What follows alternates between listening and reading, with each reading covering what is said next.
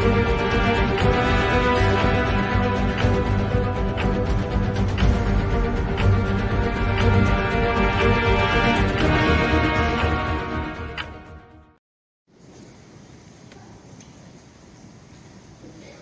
name is Daniel Robinson. I attend AC Flora, and I'm planning to major in geology at College of Charleston. Good job.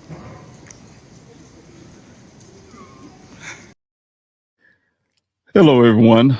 This is David Robinson. I'm coming today to tell you my son Daniel Cornelius Robinson is having a birthday on January the 14th.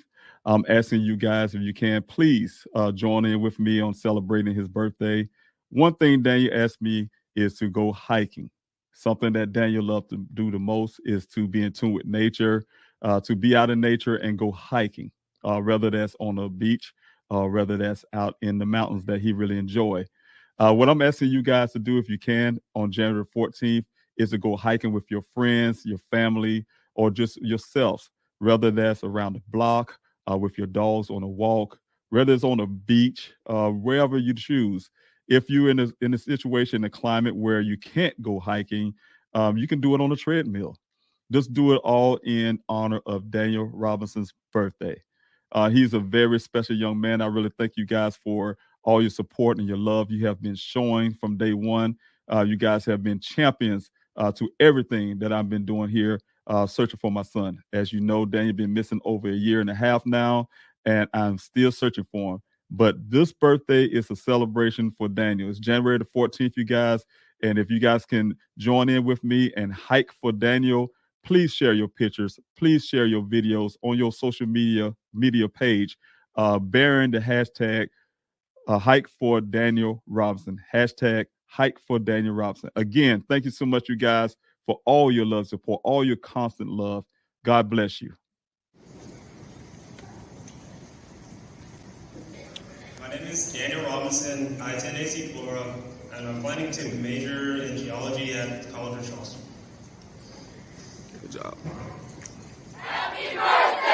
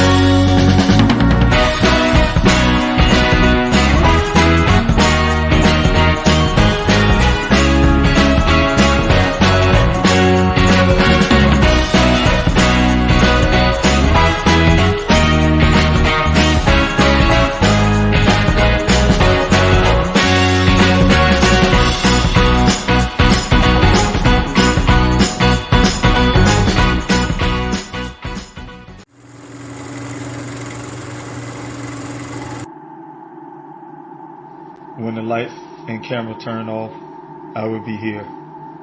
When the interest and conversation fade, I will be here. When there's no one around, a father will do anything it takes to be there for his son, to protect his family.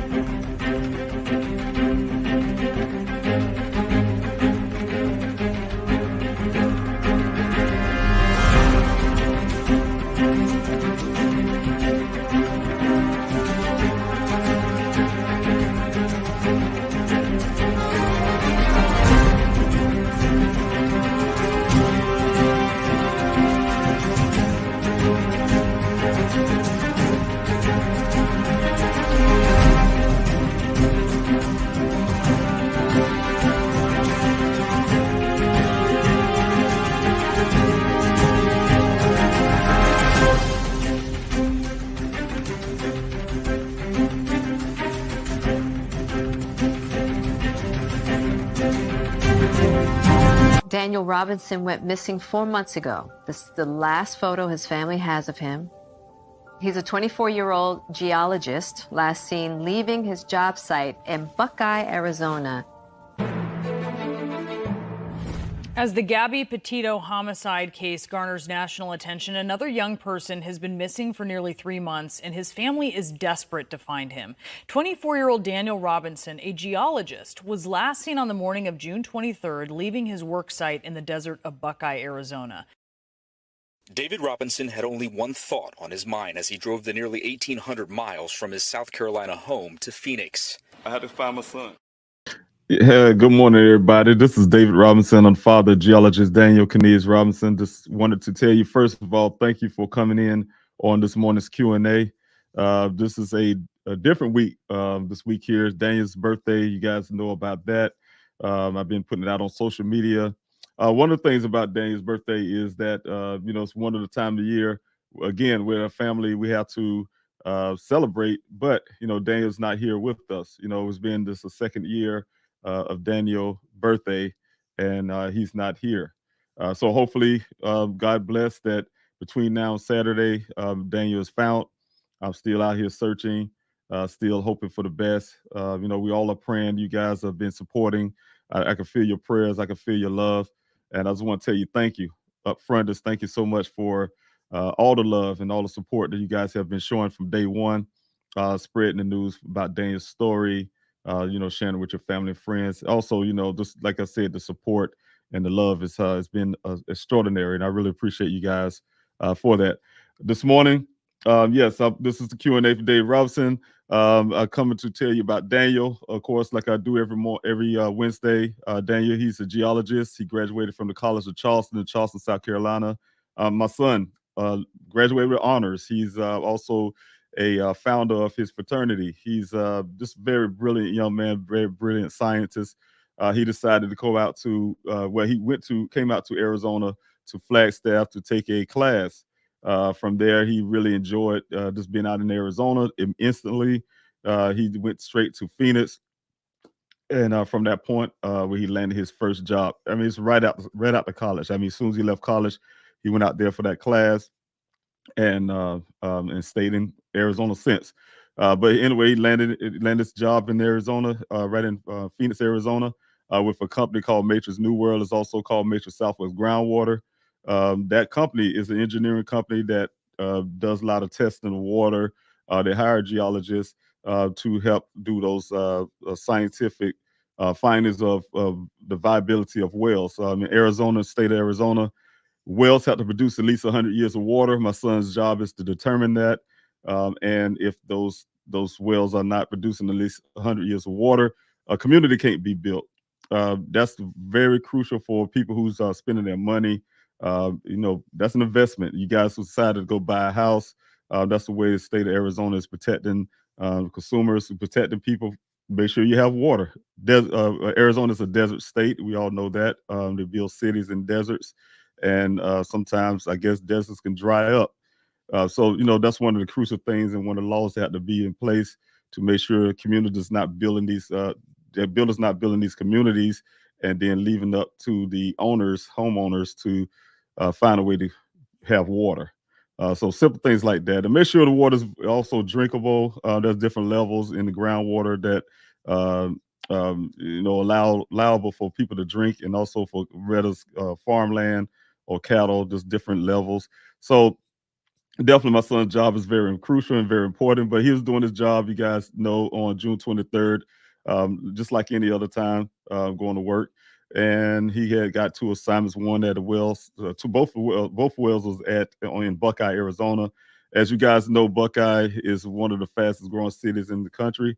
And Buckeye have a development that was being put out there that will be housing thousands of people.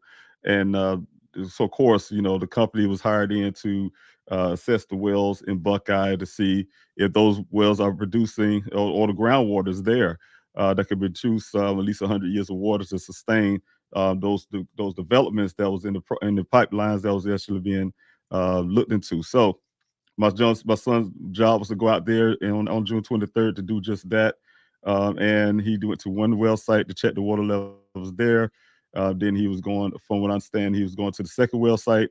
As you guys know the story, he went to go meet one other person from a drilling company called Weber. His name is Ken, and you know his story. His story was that my son met him on the side of Sun Valley Parkway, outside of that Sonoran Desert, and they talked for a quick moment. And my son followed him into that desert. They went 1 mile west, 2 miles north to get to the well site, where he said my son and he was there for about little over 10 minutes. At 9:15, my son was gone. They got there at 9 o'clock. At 9:15, he was gone. He disappeared, never to be seen again to this date. Y'all know the vehicle right here behind me is my son's vehicle. It's found in a ravine that's about 3 miles away from that job site, farther into that Sonoran Desert.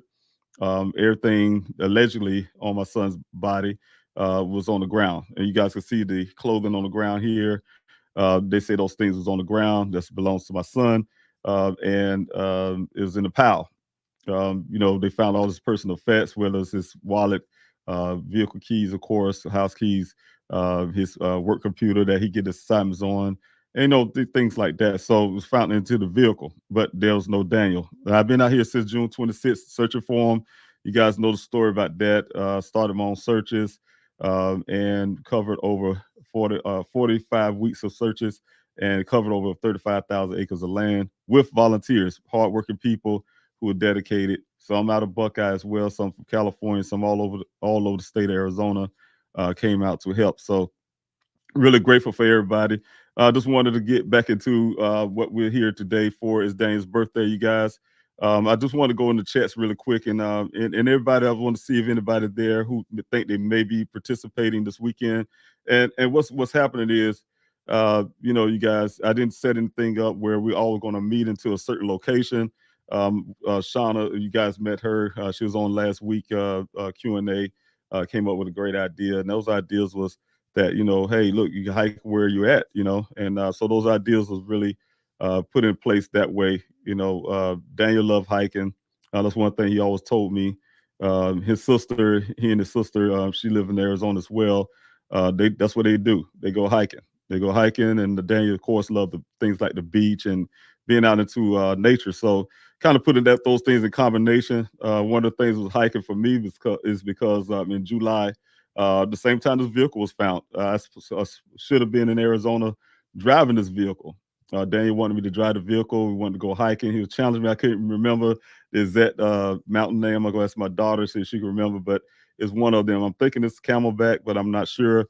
But it's one of those mountains where he challenged me. You know, I'm a military guy. Dad, I can take you. We can go up this mountain and see if we can get there. And, you know, that's one of the things I'm planning to do for his birthday is to go hike. So asking you guys to join in with me or join in with the team to go hiking. The hiking don't mean that you have to go actually going like I'm doing on some mountain to hike. You can go hike down the street, take your dog for a walk, take your children to a park, you know, the boardwalk like you see on the video, on the beach, wherever you're at, just some type of thing in honor of Daniel. And I like the TU Wildflower. Thanks so much for putting that up. That you have their hike for Daniel Robinson. And, you know, that's exactly, guys. You guys can put that also on your social media platforms. Hike for Daniel Robinson. That will help as well. I'm trying to get people more involved, or get a lot of people involved into that. That's one thing that, you know, that will help, you know, say for that celebration part of Daniel. I would love to see that. And one thing I was asking too, if you decided to do that, I see the hashtags. Thank you so much, Shauna, too. And thanks for putting information up there. You know, if you guys are going to do it, and I see some yes there. Thank you, T and Wildflower. If you guys are going to be out and hiking this weekend, and you know, take some pictures, do some videos, and I would love to see some of those on social media. But you know, put the hashtag, you know, hashtag there, you know, hike for Daniel Robinson. You know what I'm saying? So I'm gonna put this up here right here on the bottom of the screen, you guys. And one thing I did notice, and you guys probably saw, I did a little misspell a word on that bearing, but that's okay. You guys know what I was talking about. I saw that. I said, "Oh man, how did I do that?" But one thing I want to tell you guys, you just make sure you put on there on your social media. We put those platforms up, put those pictures up, and things like that. Those videos, if you can, just put the hashtag there as well.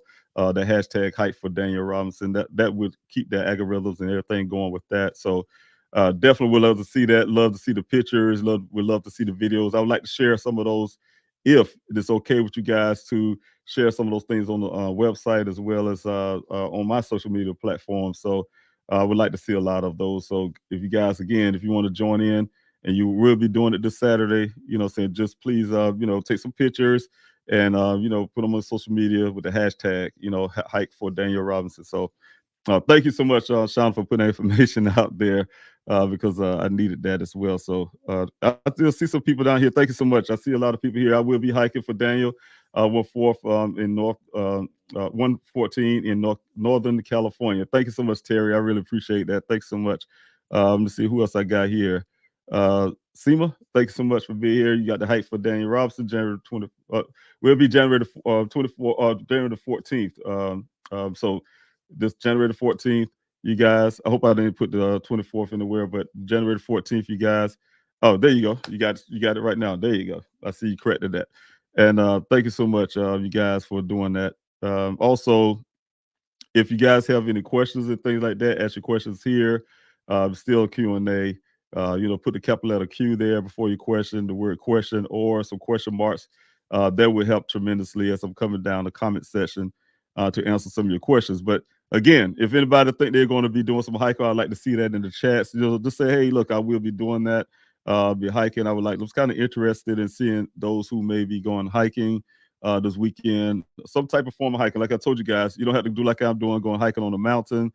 But saying somewhere you're going to walk, hike, like I said, around the block with your dog, or at a park, on a trail, in your community, at some park, in your state, in your city, just anywhere, saying. So that type thing, all in honor of Daniel Robinson. So that's what the hashtag is for, you guys. Hike for Daniel Robinson. So there you go. I got another one here. Thank you so much. All right, Agatha, thank you so much for your hiking. Hike for Daniel Robinson in Australia. Oh, thank you. I really appreciate that. God bless you. Thank you so much for doing that. So have some more hikers. Have some more hikers here. So thank you so much. Let's see here. Let's see who else I got here. But thank you, Ruthie, for putting that comment up. Hike for Daniel. Great idea. We will participate in South Carolina. Thank you so much. I really appreciate it. Happy birthday, Daniel. Thank you so much, Ruthie. Yes, I would have been doing it here too in South Carolina, but I'll be doing it in Arizona, of course. And so, South Carolina's have some nice mountains there as well. We have some mountains, but it's a lot of trees, so it's a little different. So I don't know if you know a thing about Maggie Valley, Ruthie. That was one of my favorite places to go when I was in my childhood. So the Black Mountains as well. Some of those areas, just really enjoyed those parts of the mountains. So, but yeah, wherever you go, that's wonderful. Like I said, I would be doing mountains. Some people will not.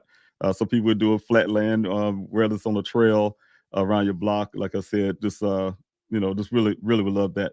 And don't forget the hashtag. When you guys put your pictures there, please hike for Daniel Robinson. Hashtag hike for Daniel Robinson to add to your pictures. That will help as well. That will help as well. Hashtag. Thanks for the hashtag, everybody. I see the hashtags coming up. Thank you so much. Hike for Daniel in Lubbock. I can't even say that right. Too. Happy birthday. Thanks so much for doing that, Stacy. I really appreciate it. God bless you for that, you guys. Thank you so much. Okay, I have someone else here. All right, thank you, Sophia. Are you better? Nah, just joking. But yes, I will hike for Daniel Robinson on January 14th. Thanks so much. I really appreciate it. God bless you. And let's see who else I got here. Nature Trail. There you go. Nature Trail for me on the 14th. Thank you so much, Pacific Breeze. I really appreciate that as well. And that's what I'm saying, you guys. It could be on the nature trail. It could be on the boardwalk. It could be on the beach. It could be, wherever you choose. Wherever you choose, even on the treadmill. We thought about that. The team was talking about that. Even the treadmill. I understand some people. I've seen on the news. I don't know if it's still there. Some people they locked in their house. So because of snow, and I don't want you hiking in the snow. But yeah, some people have the snow covering their doors, so if you're in there, you're safe, it'd be nice to also do that on a treadmill, so all in this honor of Daniel Robinson. You guys put the video, like I said, video your pictures, and put the hashtag hike for Daniel Robinson. So that definitely would help with the algorithm. And I would like to see those pictures. That help me see the pictures as well, and I would like to put them up. So sorry, Hike for Daniel Robinson sounds nice. We will do pictures with our dogs. Thank you so much, Ruthie. Thanks so much. I would like to see that. I would like to see the dogs as well. You know, I really love dogs. That's one of my favorite animals. But yes, definitely would love to see those. All right, let's see who else I got here. Shauna, there will be some people gathering in Ethiopia. Hike for Daniel. That's right, and you did tell me that. And those who are doing that, the hiking group in Ethiopia, thank you so much. If you're watching this Q&A, I really appreciate it. Shauna did share that with me, and I really appreciate you guys doing that. So thank you so much. I really appreciate it. And if you guys can, if you're here on this Q&A watching, if you guys could do the same thing, share your pictures with the hashtag. I'd like to share some with me as well. I don't know how that change would go, but can share them with me as well. And I would like to have them put up and things like that. So thanks so much. God bless you from Ethiopia. Also, thank you to Christina. Hike for Daniel. I'll be hiking on a trail in Missouri.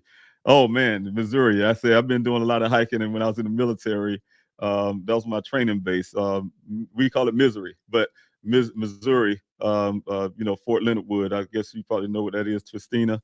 And boy, I tell you what, they put us in the woods up there and had us doing some things. So, but yes, really beautiful country though, real beautiful country. So thanks so much for hiking in Missouri.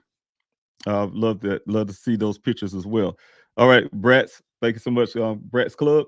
Thanks so much, Braves Club. Thanks so much for being here and sharing your time here off the YouTube side of things. I will hike for Daniel on January the 14th, 2023. Salute, sir. May Yah bless you in your journey to find Daniel. Thank you. Yes, thank you so much. I really appreciate that. And thank you so much for doing that, that hike for Daniel. You guys, I really appreciate it. Thank you, Dan. Thank you so much, Braves. Thanks so much. God bless you. All right, anybody else? Anybody else will be hiking? So I would be putting some pictures up too. Now I'm trying to make sure I'm putting no pictures up where I'm just like sweating and acting like I can't make it because you know what, that'd be totally embarrassing. But you know what? Sometimes your mind tell you one thing and your body say another. So I'll see what happens. Some people tell me, I have one person say, "Hey, don't do Camelback. It's a straight up mountain and it's kind of one of those type deals." But I hear others say yes, it's a good one. So I don't know. We'll see. We'll see which one it'll be. But I will say that it's a lot of them there in Arizona, and that's what I'll be doing. And just make sure I get those the hiking in. And just want, like I say, want to share. I'll share some pictures as well. Share some pictures as well with those hashtags and things like that. So I see you laughing at Shauna. All right. So. But yes, I know where that is also. Okay, thanks so much. Yes, that's right. I think he was talking about the Maggot Valley and things like that. So yes, very very good places out there in South Carolina. Let me see who else I got here. All right, thank you, Shauna, for putting this up. Remember to let someone know where you'll be, and that's it. See, I'll tell you what, you guys. I have my team here, and they're gonna make sure I'm straight. Uh, Definitely. If you guys joining in to the hike for Daniel, we want you to be safe, just like anything else. We ask anybody to do anything for us, anything to do for Daniel. We definitely want to throw in the safety factors as well. Remember to let someone know, like Shauna here, where you are, where you will be when you are leaving and expecting to return. Take provisions with you, no matter your weather conditions. And she's right. Speaking of Camelback mountains, I've seen it many times out there in Camelback. I look out there and I see helicopters at night. People get stranded. They try to rescue them off that mountain all the time. You got houses on the mountain though, but people get stranded out there. So have some people unfortunately passed away from dehydration and things like that. So make sure you're hydrated if you're going on some type of mountain hike. You guys, if you hike, I'm sure people who hike know those things, those safety measures. So make sure you take precautions and things like that. We want you to be safe. Anything I'm asking you to do for Daniel, whether it's the search that's coming up on the 25th of next month, you guys, I'm putting all the safety measures there in place. Like I said, doing things for Daniel, I don't risk other people. You know, so you're somebody's family, somebody love you, I love you, and want to make sure that everybody's safe. So definitely want to keep you safe. So thank you, Shauna, for putting that up and reminding me. That's what they. So you always got my back. I really appreciate it. The whole team, I really appreciate you. You have my back, and you make sure that I don't forget some of those things we talk about. All right. Yes, I wanted to see pictures too. Thank you, Ruth the Player. Yes, that'll be nice, guys. You can share it on social media. Like I said, hashtag hike for Daniel Robinson. Guys, make sure to say Daniel Robinson, hike for Daniel Robinson. And the reason I say don't just say hike for Daniel, you have to be a little more specific because we need that because there's a lot of hike for Daniel out there in the world, but we want to be really specific to Daniel Robinson. So, all right. And let's see. Thank you for that as well, Pacific Breeze. I'm gonna go back up. I'm sure somebody has some questions, things. So I'm gonna go back up to the top of the comment section. But oh yeah, there you go. Go back up to comment section, but I will be coming back down where I left off. Just want to make sure I didn't miss anybody's comments or questions that you may have started at the beginning. So let me go ahead and check this real quick here. But in the meantime, I really want to thank everybody for being here. Thank you, Lois, for being here out of North Carolina. I really appreciate it. Thank you for the hashtag. Good morning to you, Scars for Life. Good morning to you as well. Thank you for being here this morning.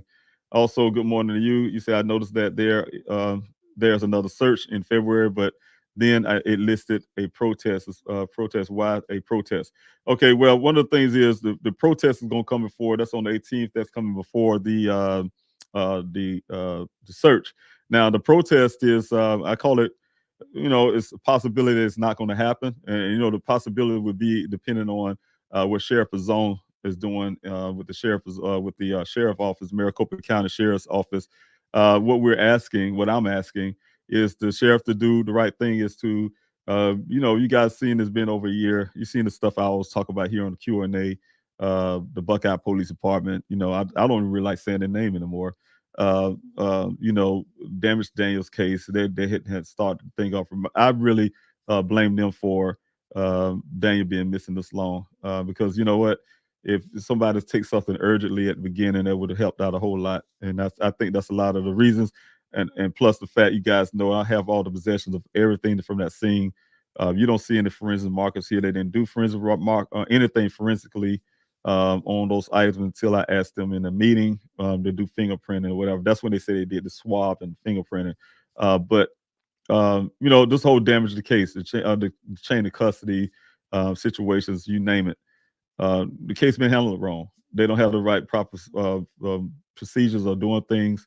There's a lot of other factors there that I definitely can't really share with the public, but there's some things there that's very concerning. Sheriff's Zone office know about it. The Tippett Police Department know about it. So those things are there. But the thing is, I need the sheriff office to do the right thing. That's his jurisdiction. Daniel went missing in his jurisdiction, which is Maricopa County. And just asking them to take the case, to start their own investigation independently outside of Buckeye, to start their own investigation. What happened to my son? That's all I'm concerned about. So if he does that, then we won't have no need for a protest, because he literally offered me a meeting. I was supposed to be having this meeting that never happened. It's been over 7 months now, as well as just discuss how he can come in to do those things, to help find my son. And then I had to hear that he just declined to even do the forensics on my son's vehicle. I'm still housing this thing. It's cost money to house, and the DNA and everything that's possible there in that vehicle is, just sitting there. The evidence is sitting there. And, I need law enforcement to gather information off of that vehicle in that way that need to be done properly before anything degrade. It can't just be sitting there like that. So I'm in a time. It's like a time clock type deal. So I'm really pushing really hard for Sheriff Zone to take this case and just do the right thing with that. Just take the case and he can do it. It's his jurisdiction. There's no problem. It's just something he can just do. And I'm just pushing the Maricopa County to do that. And so that's where I'm at on that. So that's the reason why I'm having the protest. So it will be at Maricopa County, by the way. All right. And thank you, Twistina. Good morning to you as well. Also, Anissa, thank you so much for the super chat. I really appreciate it. Thank you again, you and your husband. Happy New Year to you. Matter of fact, Happy New Year to everybody. I don't did I have a one after the New Year, but thank you so much. Happy New Year to everyone. If I didn't say it last week, I think it was last week before after the New Year. But thank you so much, you guys, for just being a part of coming to the Q&A another year. Good morning, Mr. Robinson and chat. Please help find Daniel. Hike for Daniel Robinson. Thank you so much. Really appreciate it, Nessa. Thank you again. Agatha, thank you again for being here this morning. And let's see who else I have. T and Wildflower. Thank you so much, T and Wildflower, for your constant support, being here every Q&A. I really appreciate it. All of you who's been here. Renee, thank you so much for being here. Renee Neal, thank you so much for being here. I really appreciate it. You can see who else I have. And I think that's it. So I can go back down. Oh, Larnell. Thanks so much, Larnell, for being here. Also, you guys met Larnell last week on the Q&A. He was here giving some perspectives from a police. He's a former police officer. He's the law enforcement, and gave us his insight on things. And so he will be back again. I really appreciate you, Larnell, for all that you do and support. From day one since I met you, you've been there. So thank you so much. I really appreciate it. God bless you. All right, and let's see who else I got here. Pacific Breeze, thank you so much for being here as well. Constantly, always being part and definitely, supporting. So I really appreciate you. Thank you. Terry Dean, thank you so much as well.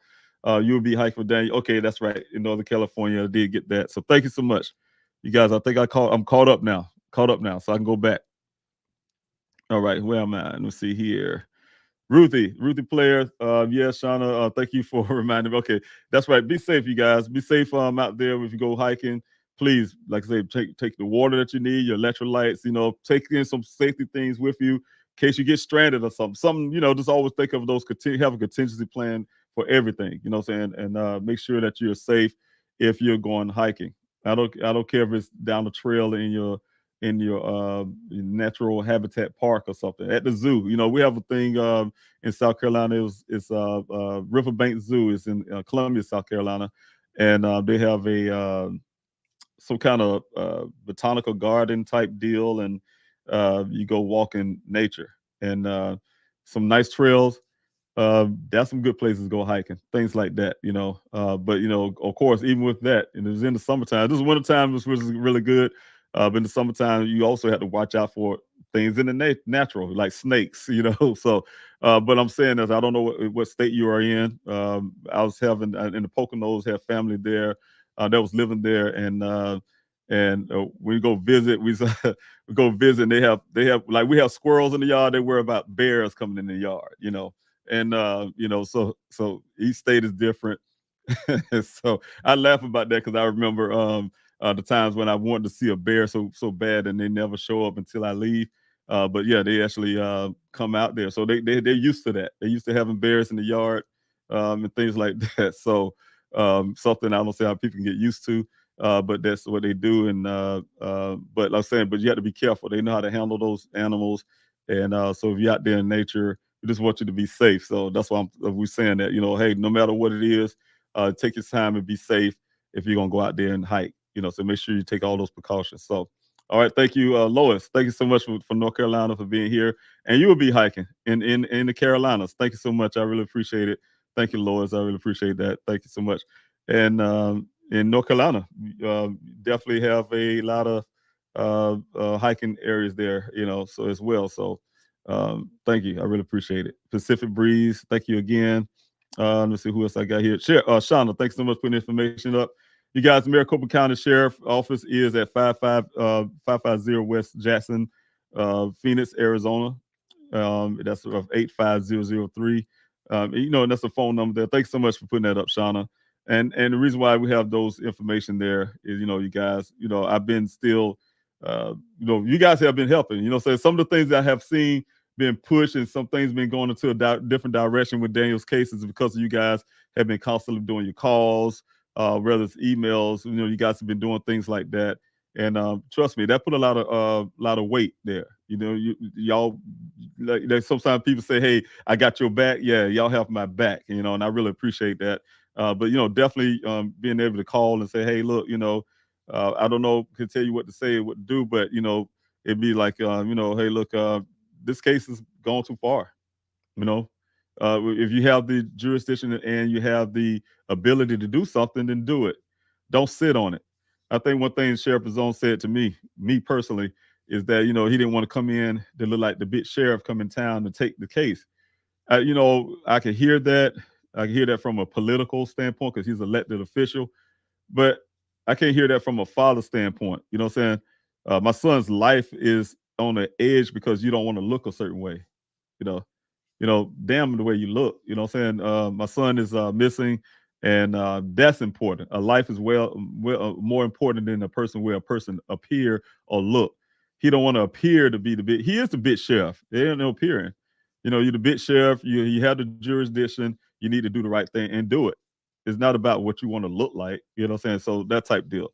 So definitely, that's where my stance is. That's from a father standpoint, not from, hey, if it's another standpoint, it was about his life. And he said, hey, I don't want to go and ride in this Tesla because it'll, as a bit sheriff, I don't want to be riding in the Tesla looking this way. Now I can see that part. I'm like, yeah, I agree with you, man. Yeah, you don't want to do that. You don't want to ride in no Tesla, stay in them Ford vehicles that you got that the state give you, so something like that, But, I'm just saying, that's the different. But yeah, when it comes to my son's life, don't care about what you look, your appearance. It's definitely need to go ahead and do the thing that you can do. You have facilities there to process this vehicle. They had the number one facility in the state to process everything with this vehicle behind me, you guys. And I've been asking for that.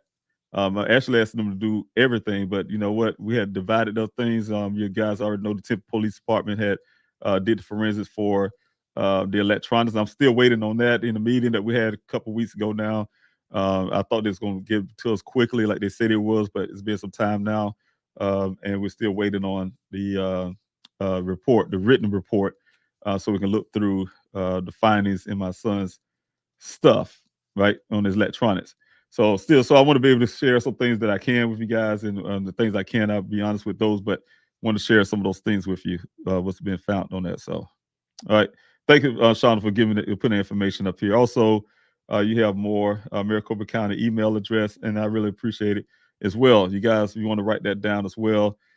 Some people like the email. And so this is one of the ways there is also. And thank you, Shauna, for those informations. Because like I said, again, your efforts and things like that to help. Some people say, hey, Mr. Robinson, how can we help? And things like this, that helps. It helps a lot. It's just so much. Sometimes I forget to tell people certain things. That's why I love the team. They will put it out there in the chats. There's a lot of ways you can help with the process of finding Daniel, the process of helping the case. And I always say sharing. I say some of those broad things because it is so much that sometimes some of those things escape me at the moment when I'm talking. So definitely, yes, that's one of the things right there as well. It's email. Like I said, the calls, the emails. That's been very powerful. Going on, please help finddaniel.com and sign the petition. Put your voice to the petition. That's been very powerful as well. So I mean, it is so much there. So if you live in another country, the same thing. Some of those things you still can utilize as well. Also, PM channel, thank you. Hello to you as well. And thank you so much for being here and your constant support and your love. All right. If you missed last week's primetime Q&A, please go back and watch. Yes, please go back and watch. Go watch both. Shauna, she's been very modest. I think we did great on both. We talked about, Shauna and I talked about Daniel, what's going to happen this Saturday. You guys can go back and watch both of those. Watch both of those episodes. I don't know, call them episodes or what, but watch both of those. If you missed last week, the Q&A, watch both of those. And the latter one, like she was speaking of, is with myself.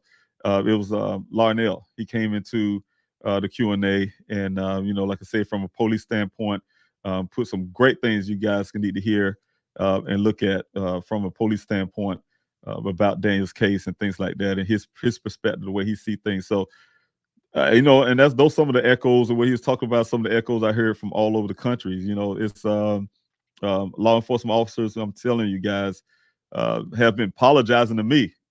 Jeff McGrath, my former PI, he apologized when he first came on. Apologized for the way Daniel's case been handled by the Buckeye Police Department. I mean, I have people from other countries. So I have someone here from Australia today. From Australia was calling law enforcement, apologizing for what Buckeye, how they handled it. And the reason, and some of the echoes they were saying is because they didn't want me to have a bad taste in my mouth, in a sense, for law enforcement.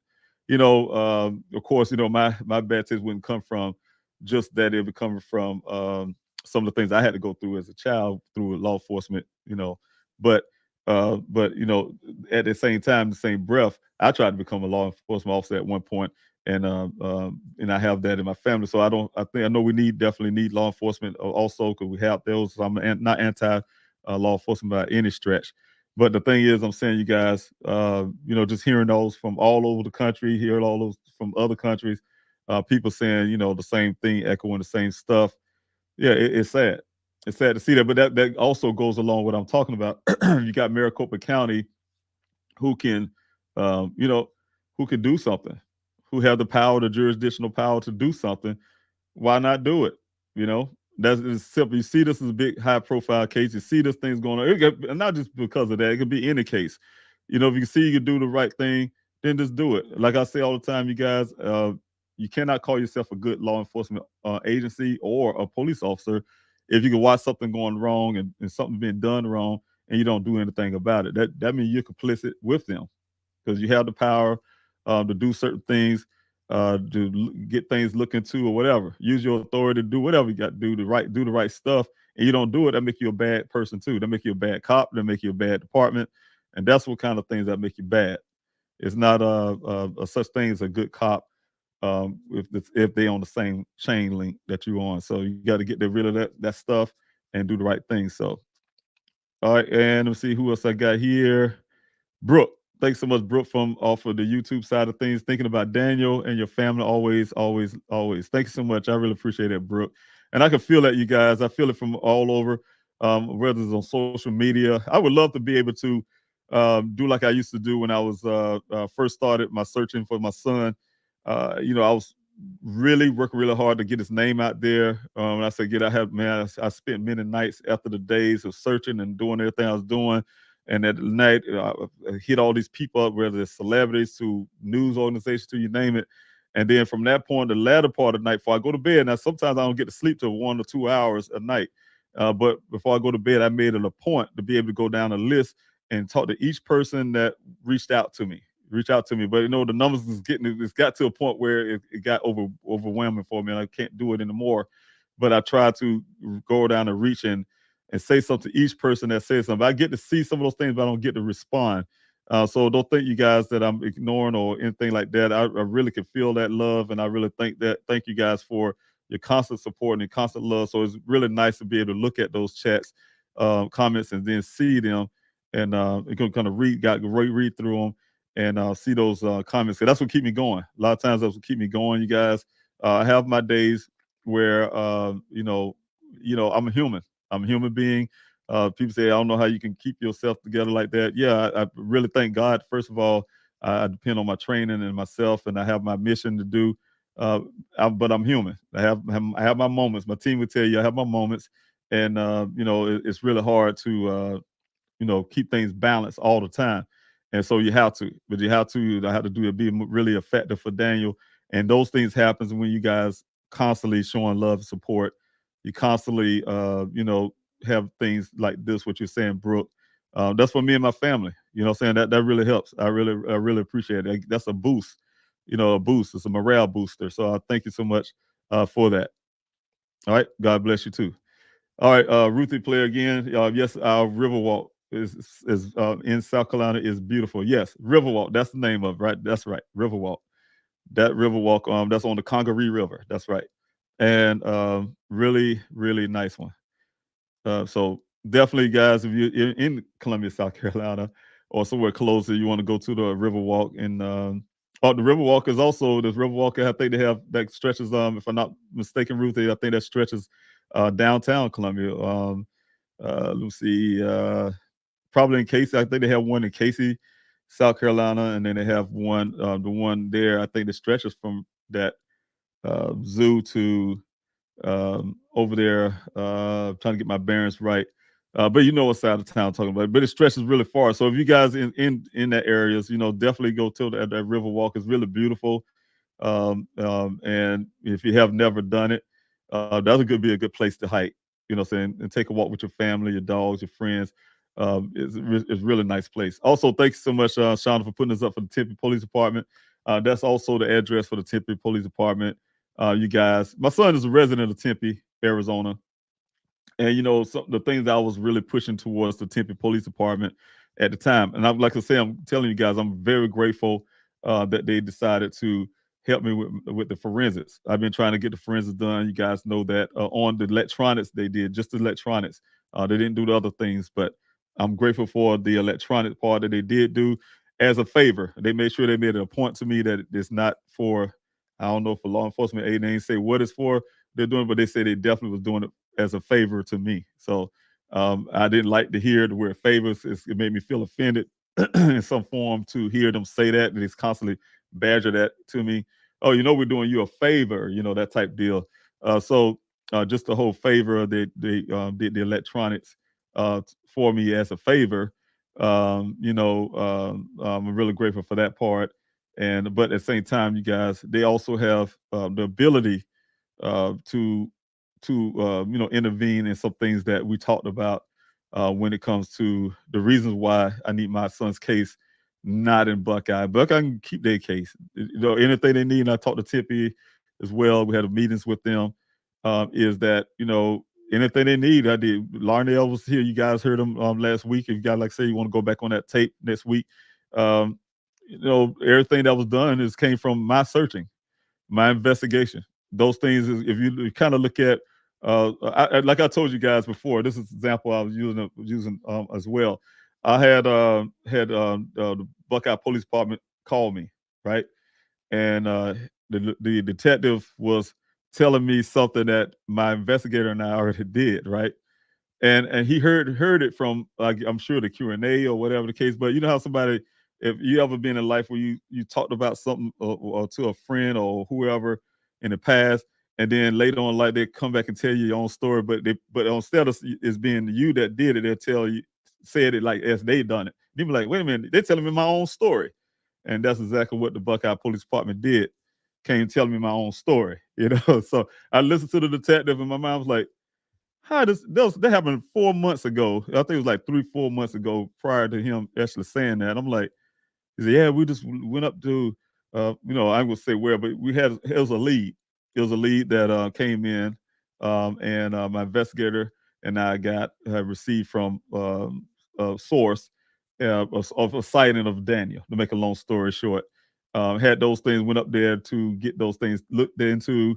Got all the information from the person who actually had the sighting, from the store, and information. But then Buckeye 4 months later telling me those stories. Yeah, we got the information from the same people, that same person, like they're still sitting there like it just happened that day or something. They're sitting there. I like this jokers. They just funny. They're real funny. But they were able to put that in the report. That's what I'm trying to say, you guys. So it's things like, it's something I read too as well. But the whole point is, I'm not going to go into Buckeye. I want to keep this as tale, you guys. But the thing is, Tempe Police Department can assist as well. So he's a resident. And like I said, one of the biggest part, you guys, is that like I asked the Tempe Police Department, who's to say? You look at the whole story from the guy at the well site, Ken. His whole story at the well site, nothing makes sense that he's saying. It doesn't add up what he's saying. The timeline don't fit Daniel, where he was, his phone records of things that he said event wise. So his whole discussion about the matter is not even reliable, unless until they get cell phone pings to prove that this dude was there. They get certain things, like trying to prove his story to be corroborated correctly. Because when I go through the story, you guys seen I actually been on the ground. I actually followed the story completely. I did the videos. It doesn't match. It doesn't add up. Nothing he says add up. You also know the stuff that's found in the well where they actually was at. So all of this, with all of that, we cannot rely on that person's story. Is one thing I was telling Tempe as well. You can't rely on that stuff. So who's to say that Daniel went missing at that well site? like they're saying, who to say that they didn't take him from that well site and did something in his home? I did have one person that his name is Tom. He do an email. I'm gonna say, Tom, if you're watching, I'm gonna respond to you. I read your email the other day, last night, and I'm gonna respond to you. I just want to get some things together before I do. But one of the things that you put out there, it do make sense. Say with the keys, we do know that somebody entered Daniel's apartment after he went missing. We knew somebody tampered with his computer after he went missing. So Tempe has some liability in that as well. So what I'm saying is, when I say that, there's nothing to say that that's exactly how things happen, the way this guy said those stories, and versus what happened at Dane's apartment in Tempe. Dane's apartment is in Tempe, so the police department should be involved with that part of things as well. So there you go. There you go, guys. And so that's why I say, also, that's the information for the Tempe Police Department, guys, if you want to say something about that. Phoenix, FBI field office. You guys know I have been to the field office before. It's only because I had reached out to Chief Hall of Buckeye, and I wrote this really. One day I'm gonna put that letter up here on the Q&A and let you guys see that letter again. But that letter just outlined everything. I really took my time on it, outlined everything that happened, and put it in proper perspective, and also the fact that my son went missing in the crime scene. You guys saw what happened the other week. You guys, and I want to say this real quick up front too. Thank you guys for your love, support. At the same time, you guys had to be careful, especially when you're dealing with families. That was a human skull and remains found this weekend, past Saturday. One of the volunteers that comes out to my searches, she's been working really hard. I don't know if she want me to say her name, but she definitely out there. Even when I had to pause my searches, she still goes out there to search, you guys.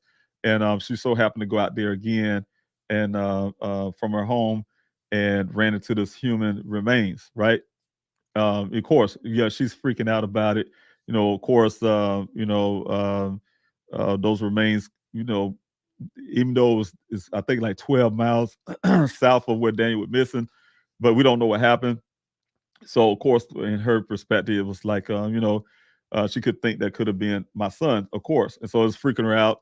But the whole point is, I'm saying, you guys, I've seen some things, and I've been hearing some things about pictures being put on social media, and and then I literally had people say things to me. I had to get off social media over the weekend. My team was able to take care of some things for me. But just to hear people say they wish and they hope it's Daniel, those things are very troubling. That's things you just don't say. Saying if you want to hope that and wish that, it's probably proper not to say it. And I get it. I get it. People saying, in other words, I think they're saying more, hey, I want to hope you got some closure or something. I'm hoping my son is alive, and that's a way I approached this whole thing with my son. Of course, I had to go search. I have a desert search out there. But I had to go play both sides of the coin, if you want to put it.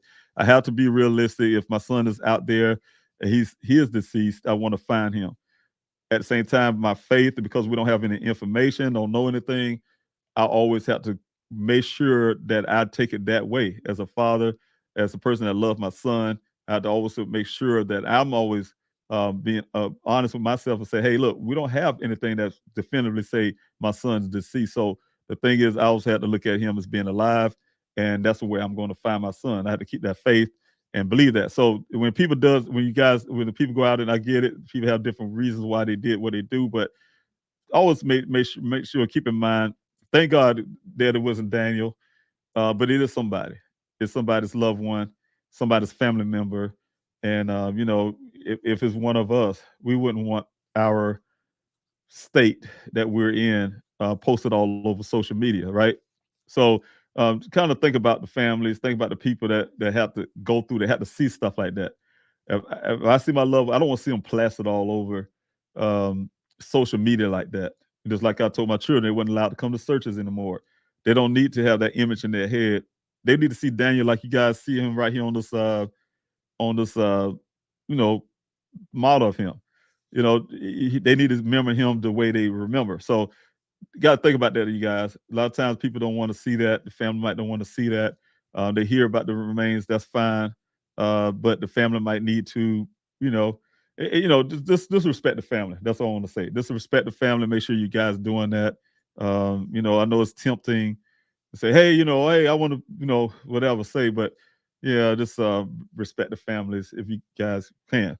All right, but anyway, just with the Phoenix FBI field office, you guys, like I said, I did the letter, send it out to Phoenix, and say, hey, look, to Buckeye, and ask for that FBI briefing, and he did that. He said he did it. He did it. He claimed he did it. Of course, I'm thinking they really did so because I had to go to the field office after I've been hearing the Buckeye Police Department came to me and said, hey, the FBI said they're coming to your case. Because you, Mr. Robinson, are doing such a great job on your own. You got it. Basically, you got it. We know you're doing better than we can do. That's what they saying. The FBI is saying to me. So, of course, I didn't like that. It just don't sound right to me. It sounds like something the FBI would say. But that's what Buckeye Police Department told me. And so, of course, I had to go down Larnell. You guys, he and I went down to the field office of Phoenix to find out. He got the information to find out who this agent was that did the case briefing. So we went to that field office. I'm telling you guys, it was the worst experience. I think it was the second worst experience that I had with the Buckeye first. It was a horrible experience for the first time meeting those people there, getting yelled at by the guy at the reception desk. That same thing that happened at the field office. This agent came down and they wouldn't even let us in the building. They had us in the guard house shed or whatever you call it. He came down. He had his two guard men with him, or whatever. I guess his bodyguards or whatever. That's what it appeared to me. These guys were like, what's going to happen? Y'all going to try to lock us up, just come to speak or something? But anyway, the guys took us in there, and before I could say, hey, how you doing? My name, and if I could finish my sentence, he yelling, I know who you is, and yelling Larnell as well. I mean, this attitude, straight off attitude, you guys. And I knew in my mind when I heard that, and Larnell was trying to reason with these guys at the beginning. I was like, ain't nothing we're gonna say from the point of saying my name, trying to introduce myself from that point is gonna go anywhere. I can see the attitude in the guy's face and all that stuff, and he just swearing how great Buckeye is and such a great job they did, basically, the way he came off to me. So, so that's the kind of thing. So that's a field office, you guys. The Phoenix field office of the FBI. Like I told you guys, the chain is not as good as the link. So if that's a weak link, that's a bad link in there, the whole chain ain't no good. So definitely there's some changes that happen in the FBI office. So you guys, which I'm really happy to hear, leadership wise. And as soon as that leadership change, you guys, I have different communication now with that with the background and stuff I probably won't be talking about a whole lot, but I get a different kind of feel and a different kind of movement because of changes in that field office, the Phoenix field office. So here's the information there, you guys. You guys want to do whatever with that. I just don't know what exactly to say for the FBI field office, but that's the field office there for Phoenix. You guys, that's the one I visit, 7th Street in Phoenix, Arizona. That's their phone number. One thing they can do is go and look into Daniel's case. And also, guys, you know that I have the well site with Daniel. I've been misled all these months. I don't know if that's on purpose, but I was misled all these months. I had to do my own investigation to find out what this real well site was located. And what's inside that well, you guys. I had the picture and videos, and I've been trying to get the FBI to look into that as well. Those are the things that they should be looking into. We got forensics experts looked at those pictures and look at it. It's still circulating it around in the science community, and they think it's worthy that the FBI should be looking into that. But you don't see any movement from law enforcement. See, that's the reason why there's a protest. That's the reason why I talk the way I do, you guys, because there's no movement. They don't see, they don't look into a need. Here it is, a citizen. Hey, you guys know I've been in Arizona long enough, so I'm a dual citizen with Arizona. So don't want to come in when somebody asking them to look into something. They're tax paid, that's that type deal. So look into something. They need to look into certain things. But anyway, thanks so much, you guys. Thanks, Sean, for putting information up. Thank you, Terry. Investigate Trevelis. Oh yeah, speaking of that, you guys, I'm sure they probably paid off Buckeye. I wouldn't doubt it. I wouldn't doubt it. This whole Trevelis thing, you guys. And thanks so much, Terry, for putting that up. Yeah, because I was going to go into that next also, you guys, as I'm coming down the comment section. But thanks for putting that up about Trevelis. I'm going to put this on the screen too. Trevelis. And that's when you said that this is the name, you guys, of this new development here. And you know, I've been through some other, I didn't see the pictures here and on here, the way the place would look. But I can tell you, it's gonna be beautiful. It's gonna be beautiful. But it's gonna have no water. From what I'm telling. You know what I mean? You have water for a while, but that water gonna run out short. So, but anyway, Trevelis is more than a vision. They're saying it is home for the future, and it's taking shape now. Take a look at our tentative development milestones below, and how you can become a part of one of the most sustainable. Listen what they're saying now. Most sustainable and resilient communities in the country, right? And they say sustainable. Remember that key word. They're saying sustainable and resilient. Sustainable. But then we already know about the water situation. Okay. Fall of 2022, the Douglas Ranch renamed Trevelis. Initial land development efforts begin, right? And that's what I'm right here in this fall, fall last year. And I was telling you guys that's what they was trying to push me out of the, out of the desert search. Late 2022-23, the parcels are sold to carefully selected home builders. 2023, this year here, lots development for future home builders and amenities of construction begins. All right, lots deliveries to selected house building in 2024. And then in 2025, official grand opening of model homes and anemones. Anyway, the thing is, you guys, this is right here is 100,000 homes, 55 million square feet of commercial real estate, right? 300,000 residents in this area. And one thing I'm gonna show you that's kind of funny to me, because I'm gonna play this video right here, you guys. I just want y'all to listen to this. I want y'all to play this video because it's really. Let me come off of this thing. I'm gonna come off the share, and I'm gonna come back on the share, and that's for a reason. I think when I come back, it would not let me play the sound. But yeah, it's fun to me from what the news organization would say about all of this. So versus what they're saying, that sustainability. Let's see if I can get that down here. There we go. But the sustainability, I want y'all just listen to this. Key focus of the governor's speech, water, and the effort to avoid running dry. In Arizona, every new home built by a developer must be able to show it has 100 years of assured water supply. But the governor revealing a large area of the far West Valley is far short of that requirement. New tonight, ABC 15 investigator Courtney Holmes goes in depth on what that means for the people who want to live there. The area we're talking about is called the Hassayampa Subbasin, which sits underneath the Buckeye planning area. It's where the city gets all of its water.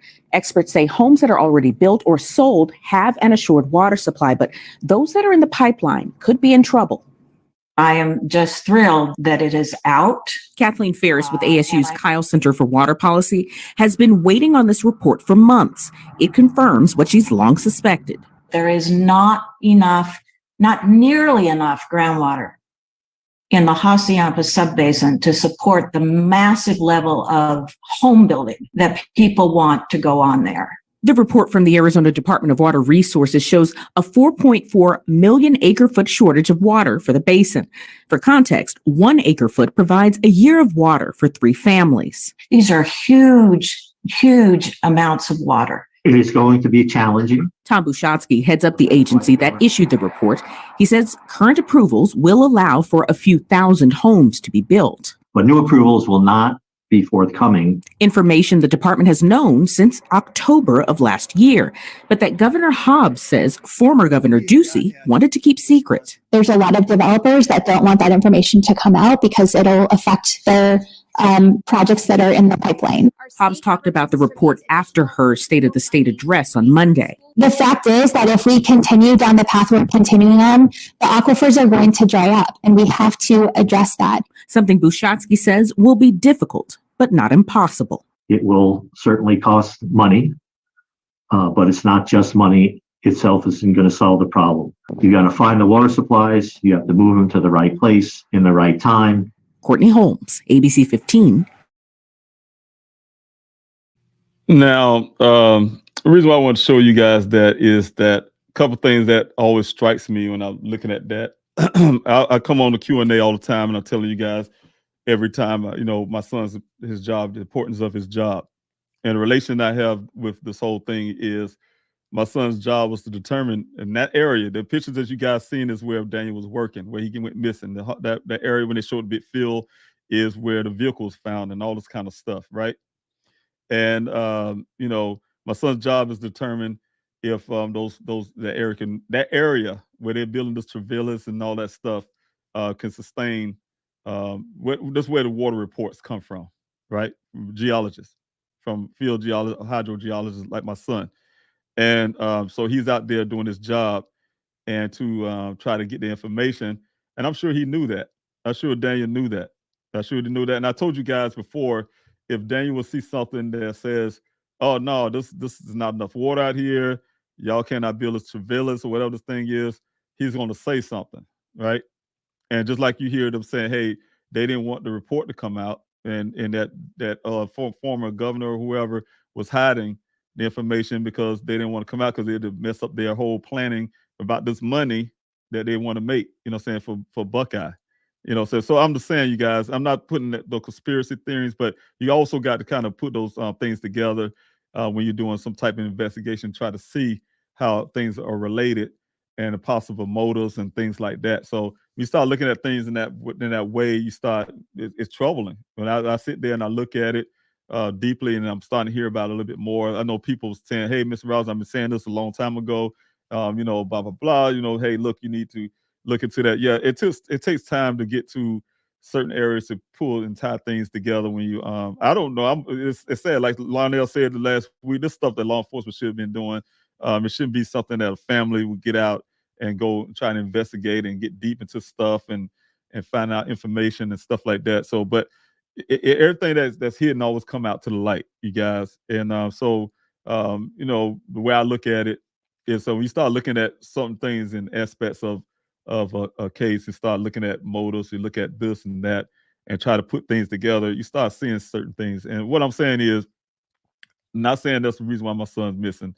What I'm saying is, it's ironic, that one person who could have been stand out there and say, one of the people who could be out there and say, "Hey, look, this project can't go forward because, happen to be my son. He's one of them that can do that, right?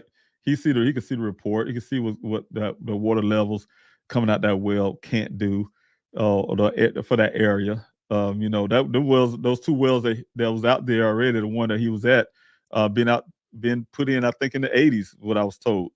So they known a lot of the stuff a long time ago, and the water levels and this project should not, and I can see how this guy, he's trying to change up now to report out. If you listen to the video again, you guys go back and look at it.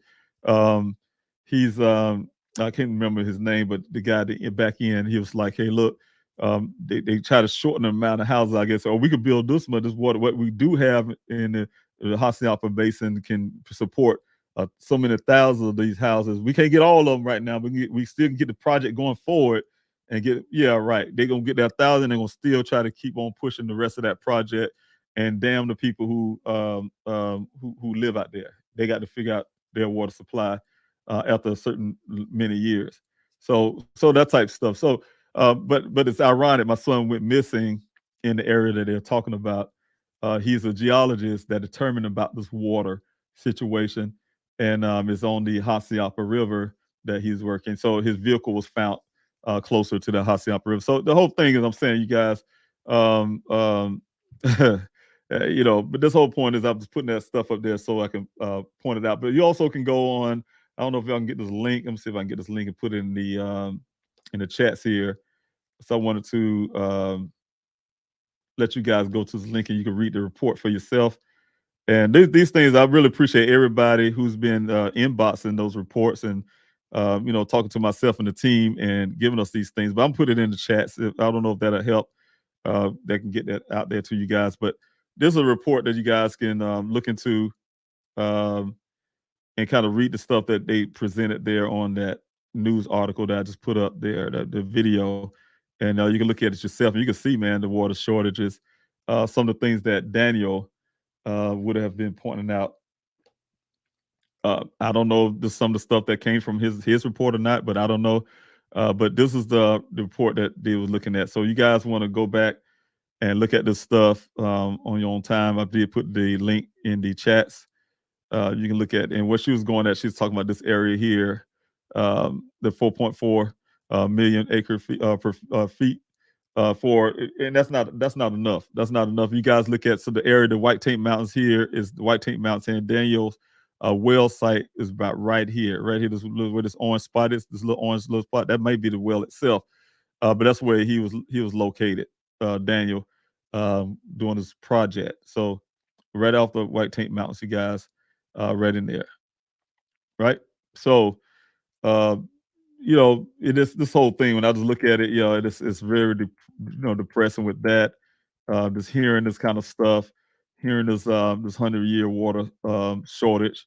I mean, it's kind of common sense. Just like that ASU scientist, she suspected some of these things when the report. She's waiting on the report. It's common sense. Arizona's going through a drought. It's been losing water for I don't know how length of time, but it's losing water. The state itself, they had to import water and all that kind of stuff. So you can't just try to keep building and building and building, but you got to make sure you're taking care of the people that's already in the state. Don't keep building and take away from them too, so that type of deal. But anyway, that's enough of that. I wanted to put that out, and I thank you, Terry, for saying something about that. And that's what made me, prompted me to go into that part of things. But thank you so much. I really appreciate it for that. All right, and I hope the sheriff is working on Daniel's case. Yeah, he needs to, and if he is, he needs to say something, and I hope he does, because that's one thing that would help as well. Like I said, that's what I'm asking for. But what I was told last, that he declined on, he didn't ask me for this vehicle yet, so I couldn't see him working on the case without it. If swabbing, and I'm gonna tell you like this, guys, a swabbing of a steering wheel, a swabbing of a what they say, they swap the steel wheel. This is Buckeye. Swap the steering wheel, and the I guess the shifter. Did you put your hands on the change the gears or something? I don't know. You didn't do the airbags. You didn't do the passenger side. You haven't looked at the seat belts. It is so much to determine if someone else is in that vehicle, right? It is so much to determine so much. About that vehicle. It's the red transfer paint. Where did it come from? Whose vehicle the vehicle or where Daniel's vehicle came in contact with? That type of stuff. The little yellow transfer paint as well, a little red smidgen of yellow. But all that kind of stuff. If there's any hair fibers in there, did you put use luminol to see if there's really was blood wiped up in that vehicle or not? The airbags. This period. This I'm saying all this kind of stuff haven't been processed, but yet. Law enforcement feel like they're satisfied with that. That's called half-ass work. That's almost the same thing I'm saying, you guys, when they say they're going to search. They could have put that in a report too.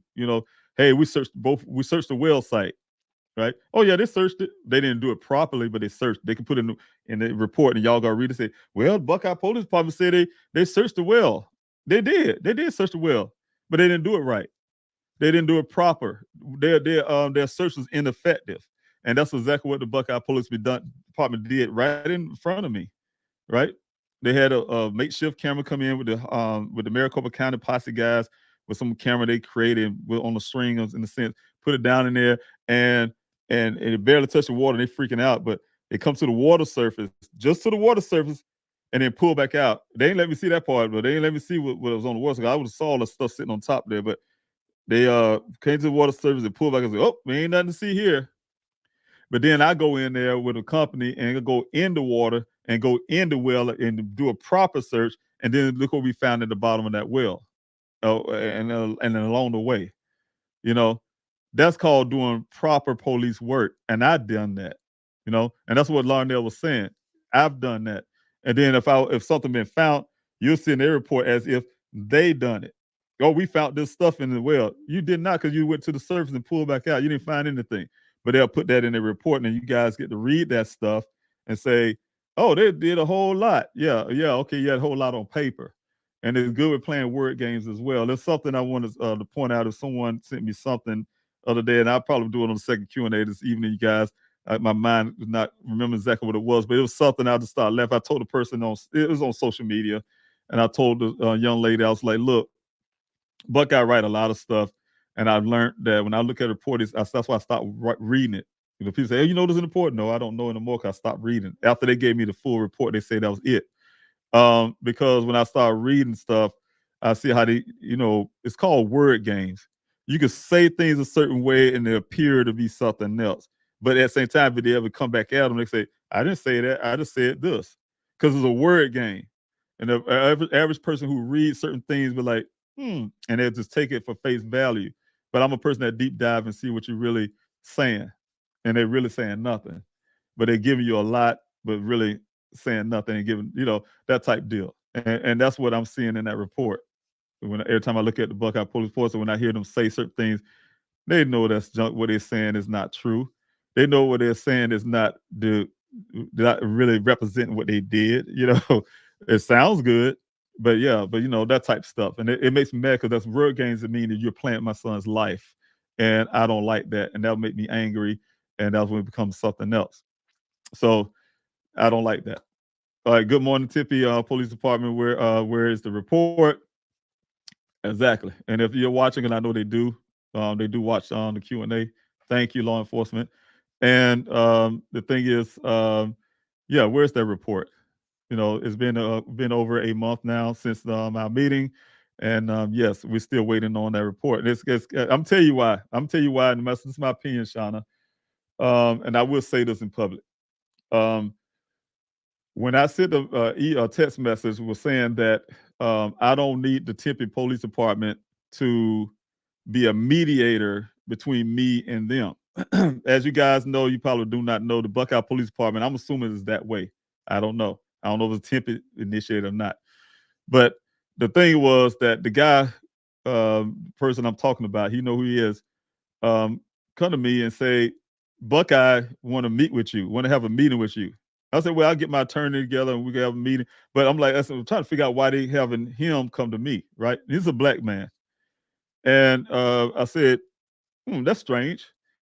I said, I don't like that. I said, what they have my phone number. The Buckeye Police Department have my phone number. You have my direct number. You call me when you want something.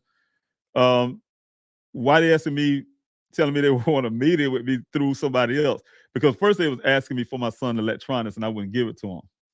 Hey, after fact, you don't gave me things back, and then you're gonna ask for my son. You damaged my son's stuff. And I told them, no, you're not getting my son electronics.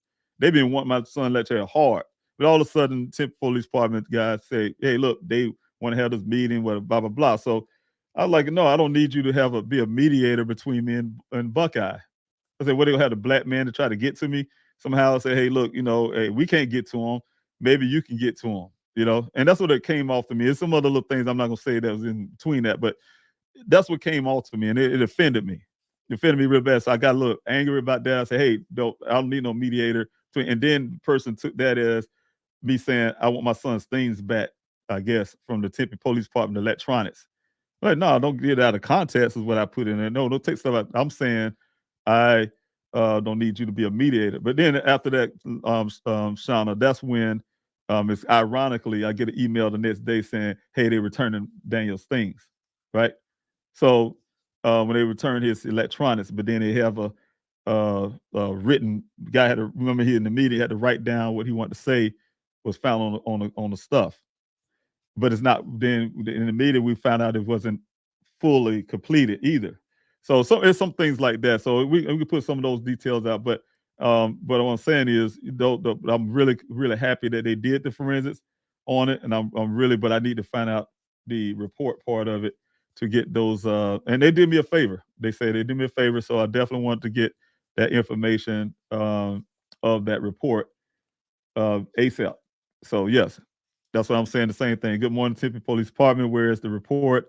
It's been over a month. Yes, and we need it so I can move forward with my investigation to find out what's going on. All right, so definitely. And there's a link, you guys. Also, please help find Daniel.com. And I think this link is for, I'm not sure, Shauna, but definitely go to please help find Daniel.com with this link or whatever it's leading to, Shauna. And that'd be helpful. But also, thank you, Terry Coons, for being here this morning. Saturday hike, short hike in Abilene, Texas. You know, I like Abilene. Terry, you probably know, heard of Brownwood, Texas. Brownwood. You know, I used to be in Brownwood for a long time. I was coming out of Fort Hood, and I used to have a person I knew live in Brownwood. I used to come to Brownwood all the time. Sometimes we used to go to Abilene and be hanging around there sometimes. So I even caught a flight out of Abilene before. So, but anyway, yes, you probably know what I'm talking about, Terry, if you ever heard of Brownwood, Texas. But it's right down the street, so of course you had to hear about it. But thank you for the hike. You guys, again, if you guys are hiking or whatever, please, by any means, if you're going out to hike, just use those hashtags, take those pictures for Daniel. Don't forget, you guys, hike for Daniel this weekend. You know, no matter where you're at, you can hike on a trail, on a bike, on a treadmill if you can't get out because of snow, at a park, on a beach or whatever. Do some type of hike with your family, your friends, yourself, your dog. And then share those pictures and those videos on your social media, but put the hashtag hike for Daniel Robinson. Make sure to say hike for Daniel Robinson because we need a Daniel Robinson there. And so we'd love to see those pictures, and I'd love to share them on social media and on the website. Also, good morning, Mr. McGrath. Where's the report? Shout out, you're on the road this morning, and I really appreciate it. That's right too. You guys, I told you before, and I'm not taking away from Mr. McGrath. What I can say is that the reports that I really need, if everything, I need a report on what he found in the apartment. He said he's been in my son's apartment for a length of time. Put it that way. And you guys see his bag on the picture, for instance, that I showed you on when I was showing you Dan's apartment, and he had the little tape in there and this and that. And he told me that he was going to check for blood and all kind of stuff, right? And do his forensics thing, right, in that apartment. So I left it to him, and then he told me he was completed. I need a report for that, so I can know that can go along with everything I do know from what he told me about the somebody in there looking for something type deal, and also the fact that somebody was looking at through Dane's computer as well. So I need reports from that. I need reports from a lot of other things. So that's what Shauna means with that. So if he's watching, he know what he need to do. And that's also because there's a lot of unanswered questions. He got paid very well, for things. And he did really good. He did really good, you guys, when you're doing all the interviews and things like that about the vehicle. But that's not where the job stopped, So, but it was about the vehicle. Got a lot of information from that, the black box data, the infotainment system, you name it. All that came from Mr. McGrath. Did an excellent job with that. So that's what he specializes in accident reconstruction. So definitely not going to say anything about that. But the point is, I just need the report. So when she says that, that's what that means. Need a report. Need a real report. I don't need the pictures and a report that I can't read. Like, give me the report from the infotainment system, the 700-page, printout or whatever. That's not, I need written stuff. Reports is like how the Buckeye Police Department put in a report. They write down what they're doing, what's that, blah blah, and that's what I need from Mr. McGrath. So that's what she means by that. All right, I paid for it. So, all right. So, and then we got Shauna again. Thanks so much. Good morning, Phoenix FBI. We are still waiting. That's right. We're still waiting. And you guys, we've been pushing. Like I'll get off in Q&A. We do this all the time. The team and I, we are reaching out to different organizations, reaching out to law enforcement agencies. We stand on their back, stay on their track. So it's not an over thing. We don't come off for Q&A and then we just don't work. We're working behind the scenes. And people like Shauna have their own things going on in life. They have their own businesses and jobs and have to take care of things. But at the same time, they're doing a whole lot of work for Daniel, and I really appreciate them as well. So, but we're working hard. We're working hard and trying to get law enforcement movements We're talking to a lot of people. We send a lot of emails. You know, you name it. We name it. We listen to you guys. You know, much possible. People send information in, like I said, and that's been helpful, especially you guys who's been hitting us in the Aaron Chase and some of you others who's been hitting us in the emails and things like that and text messages. You know, thank you so much, you guys. Those information, you don't hear about it, but we get some of those things, and that is very helpful into everything we're doing. Sometimes it gives us things to look at in different angles. So I really appreciate it. And let me see who else I got here. T and Wildflower, thanks so much again. Renee, thanks so much again. Let me see. Who else I got here? LE Good, he has good people and some bad apples. And they do. They have a lot of good people. I mean, you know, I think I would say probably 90% of 90+% of the law enforcement are good people, of course. You know what I'm saying? That's what people go and say, hey, I want to go into law enforcement, risk my life to go help and save the community, to help the community. And that's what we do in the military, same thing. Yeah, but what I'm saying is, though, you know, yes, the bad apples, you know, when I see bad apples, I'll just say it like this. Imagine this. I hate to use Buckeye as an example, but I'm doing it again. You got a chief of police who got caught for crime statistics, doing that kind of stuff, right?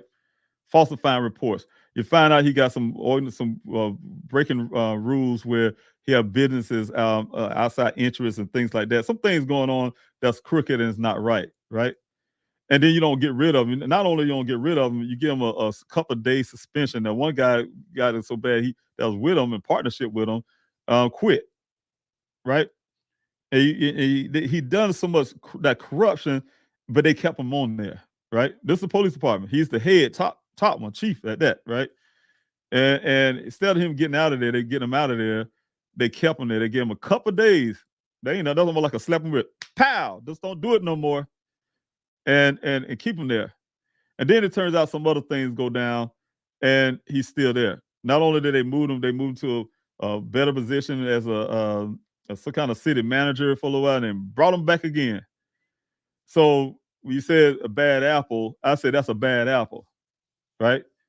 But the department kept him, so that means the whole department is a bad apple. It ain't. It turned out it's no more of the there's some good ones and then there's a bad one, the bad apples.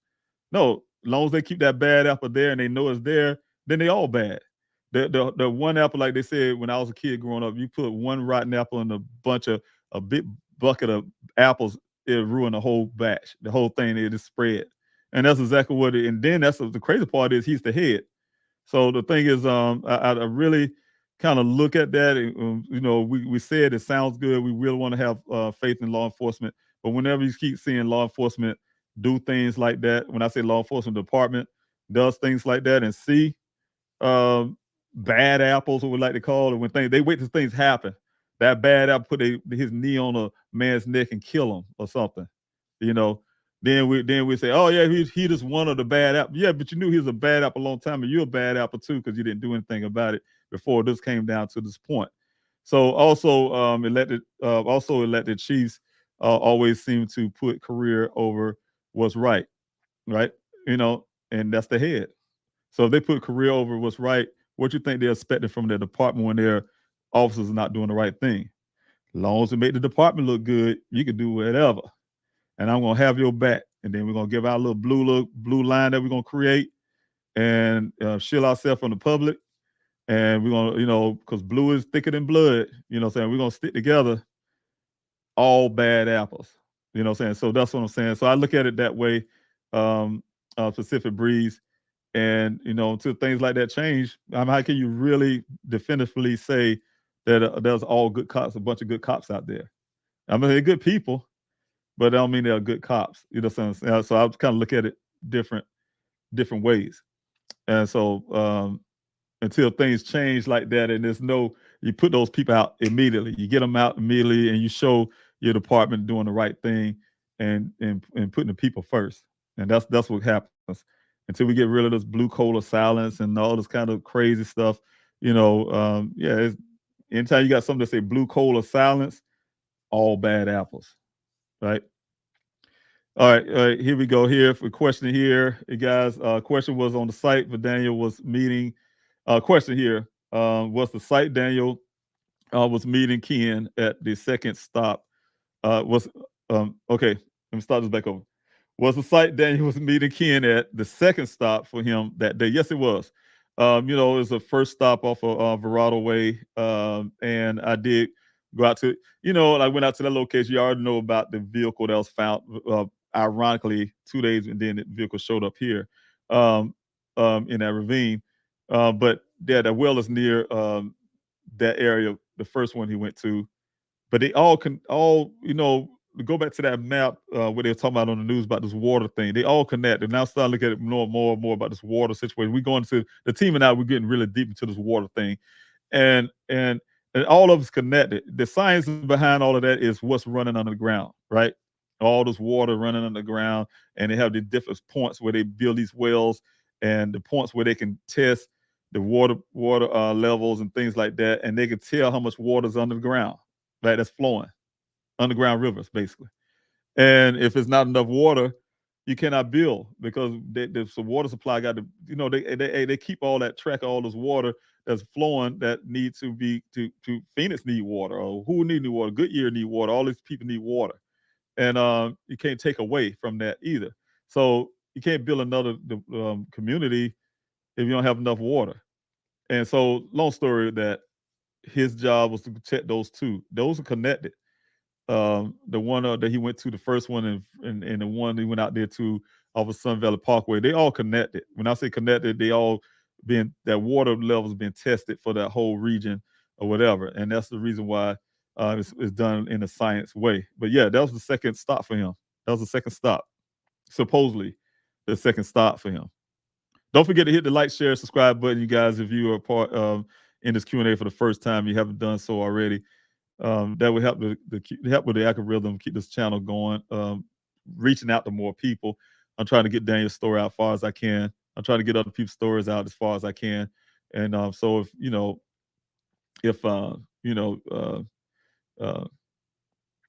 so if you definitely, guys, if you can, please by all means, just try to hit that like, share, and subscribe, and get this channel out. I want to help other people as well. I want to definitely, my first priority is get Daniel's story out as far as I can. So I was looking at something else, and that kind of reminded me of some missing person report I wanted to put up. One of my team members, she was speaking about a young lady. I couldn't find it. The link that she had it. I tried to use, and all kind of things were crazy. I couldn't use it this morning, but I found one this afternoon. But it's a young lady that went missing, and I wanted to put her information up. Just couldn't get it up really quick here. I'll just get it up for the next Q&A. But yeah, definitely want to make sure I'm sharing that as well. But hit that like, share, and subscribe button, you guys, if you can. Thank you so much. I really appreciate it. And Linda, happy birthday, Daniel. Prayers for you always. Thank you so much for that. I really appreciate it. Thank you. Also, Electronic Medium, I really appreciate you. Thank you for coming in this Q&A. And let's see who else I got here. T and Wildflower. Thank you. Well said, Mr. Ross. Thanks so much, T Wildflower. Braves Club, prayer for Daniel being alive. Please help find Daniel, protect y'all children. Thank you so much. PM Channel, you said, thank you for mentioning this. I wonder how you felt with so many people saying they hope it's him for closure. Maybe not understanding how hurtful that would be for Daniel's family. And that's true. And, go back to that. What she was talking about, you guys who may not know, there was a human remains found Saturday. And, it was one of the volunteers in my search for Daniel. She lives out in that area. And she's out. What I'm saying is, she's one of I call her a champion. And she's, even though my search has been paused and my public search has been paused, she goes out there almost every week. She's not out of town. She got her own business going on. She has things she does, but she's almost out there still. Searching for Daniel out there in that desert. I always, how I am. I always get on her all the time. I don't like her doing that. Especially if she don't go all the time alone. But I just don't. I prefer to have a public search. So, but she goes out there, and she ended up going out in Saturday from her home, and and ran into this human remains, right? So of course, like I said, this early part of the Q&A, that really freaked her out. She did call me. I didn't get her message right then, but she called me, and I did hear a lot of stuff chatter started on the social media, and then I got the media, and even with the news crew, you guys, I got the news guys, the reporters start hitting me up on the phone, and one of the guys, literally, this is exactly, I'm saying, you guys, you got to be thoughtful. Literally, Mr. Robinson, you hear about these remains?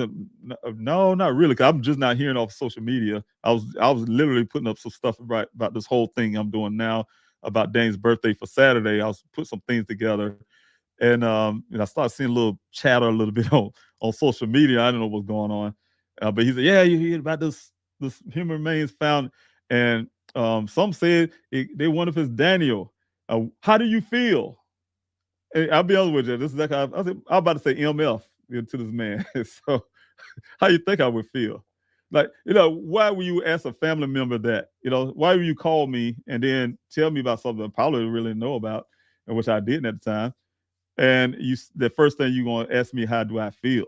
I mean, people don't think, and I think it's more so that sometimes they want to sell a story. They want to be the first to say, "Hey, Mr. Robinson said this or something." I don't know. And but the whole point is, I'm saying is, you guys, what was happening is that, yeah, I did end up getting information about it. I did call the Buckeye. They didn't call me. The Buckeye Police Department didn't call me. Nobody called me about it, because I hearing about it on social media. Of course, I reached out to the Buckeye. I had to get myself together first because of all the stuff. Somebody sent me another thing. Somebody sent me a screenshot of the post that Buckeye put up, I guess. And then on the comment sections, you hear all these people saying, "I hope it's Daniel. I hope it's Daniel." And it got in my mind, and it pissed me off. Had me feeling a certain way, so I had to get myself together first, and then I called the Buckeye Police Department and inquired about it, and they told me about it, the situation, and then I ended up hearing the voicemail from the young lady, and and put those together, and I knew what was going on, and they told me they was going to call me back Monday because they sent it to the Maricopa County's medical examiner's office, and they'll call me Monday and let me know some information. So I had to wait till Monday. So it was a long weekend from that point. The rest of the weekend, it was long from that point. And, like I said, but the whole point, I had to stay away from social media. My team didn't. They was really helping me out. They had to take a lot of that too. Though you got to understand, my team as well, they're very passionate people. They call themselves the aunties and uncle for Daniel and my children.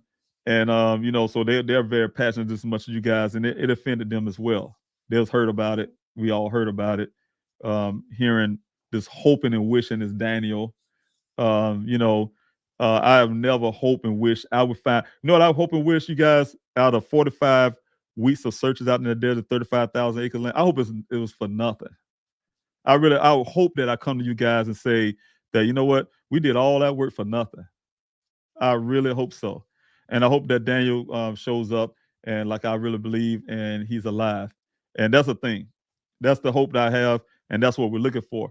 Now, what I do from objectively looking, because I'm a person like that, I can think outside the box. I would say to the people who actually did that, you just wasn't thinking.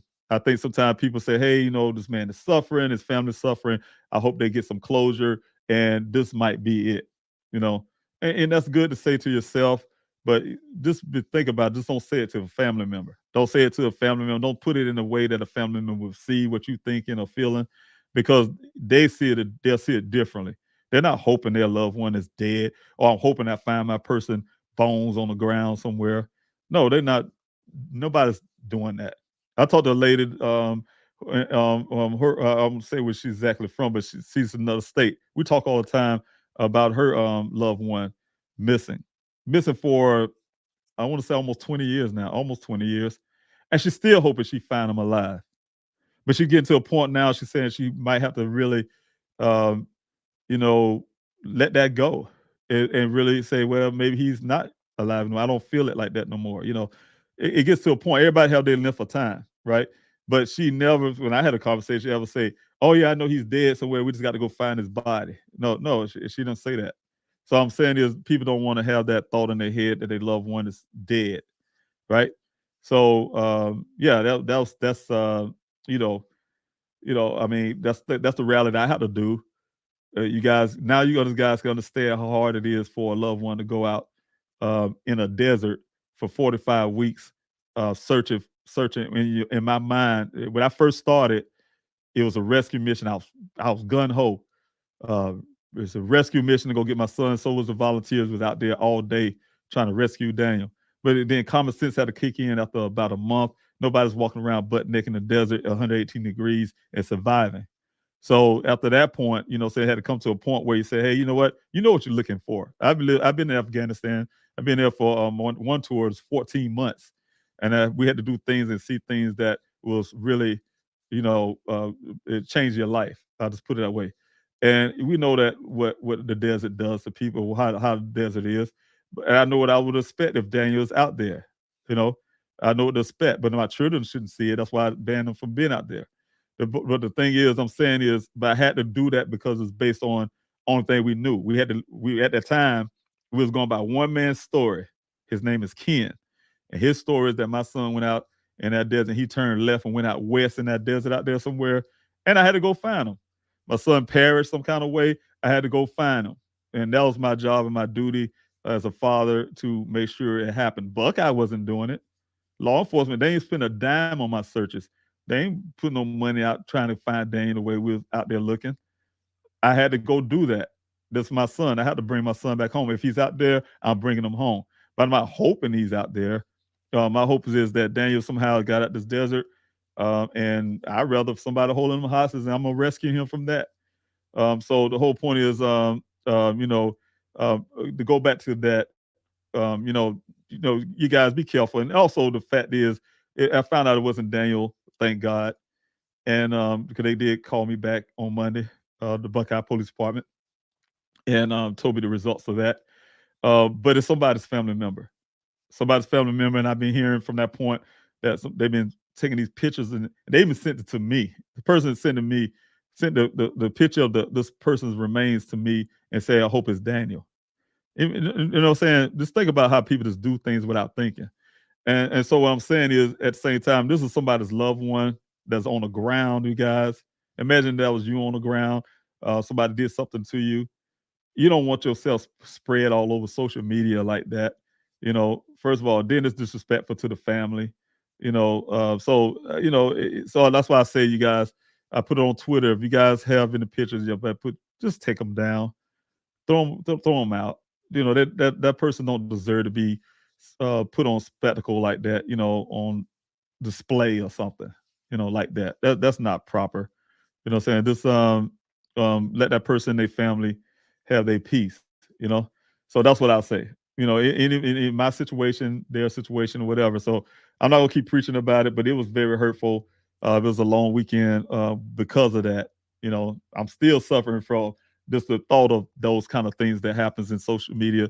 And that's what happens when you put yourself in the public and you have to be a part of public. So things happen. So, but thank you guys who've been supporting. I hear some people like yourself being angry about that.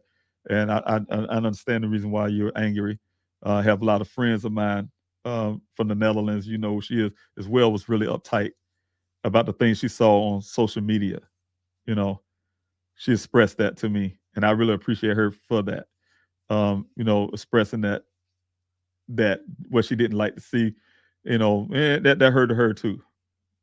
All right, so thank you, Linda, for so much for being here. You are strong, such a great father. Thanks so much. I try to be stay positive, faith, and everything. Thank you, Vic, also for being here as well. You guys, if you have any questions, I'm still coming down the comment section. I'm trying to get through. I'm almost done with the Q&A for the day. And let's see. I'll just get some of these comments. Buckeye PD is an absolute disappointment. FBI is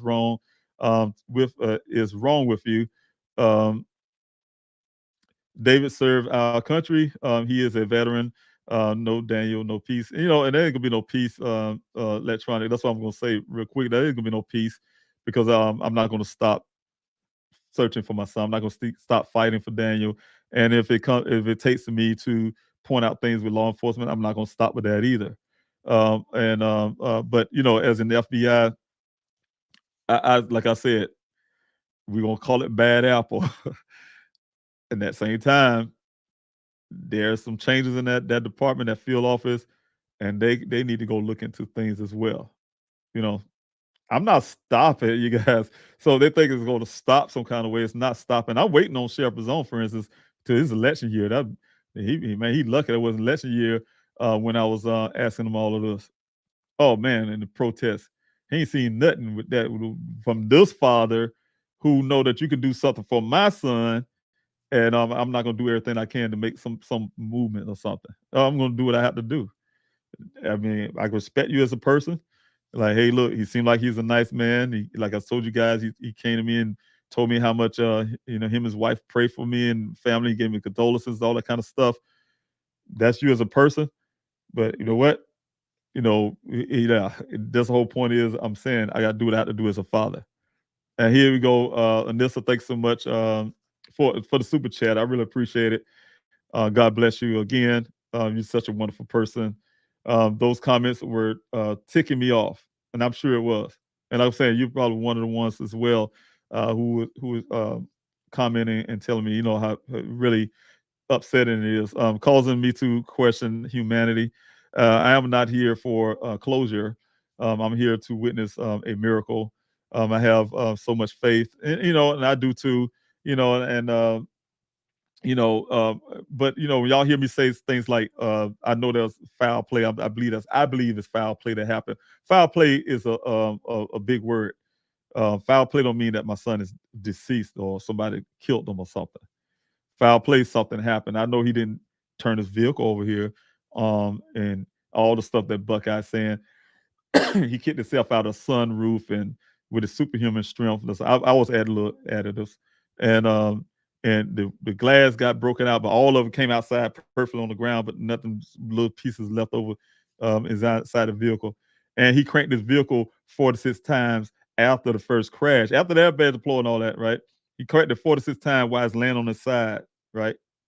Even though it's push button start, you still got to put your foot on the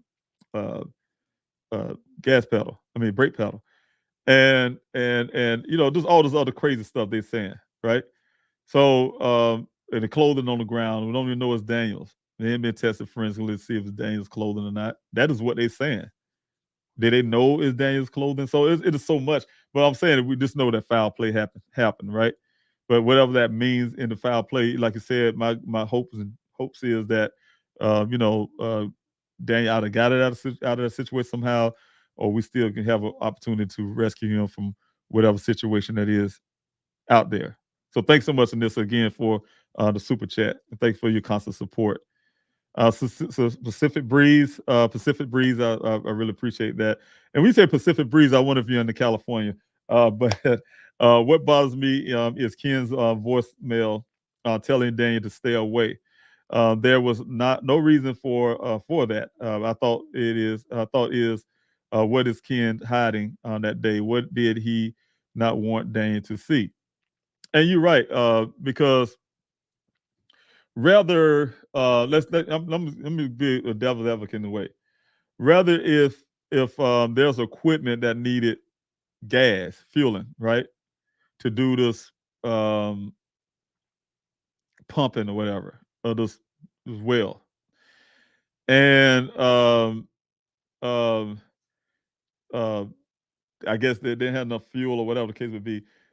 It's still, like you said, it wouldn't make sense for Daniel not to just be there. I mean, that's his job. He had to be there. They just had to wait on the fuel truck when they get there.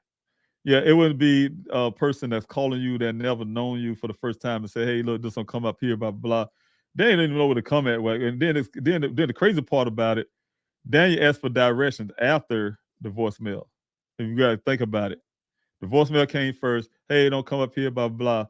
Daniel missed his call. Actually, Daniel missed his call.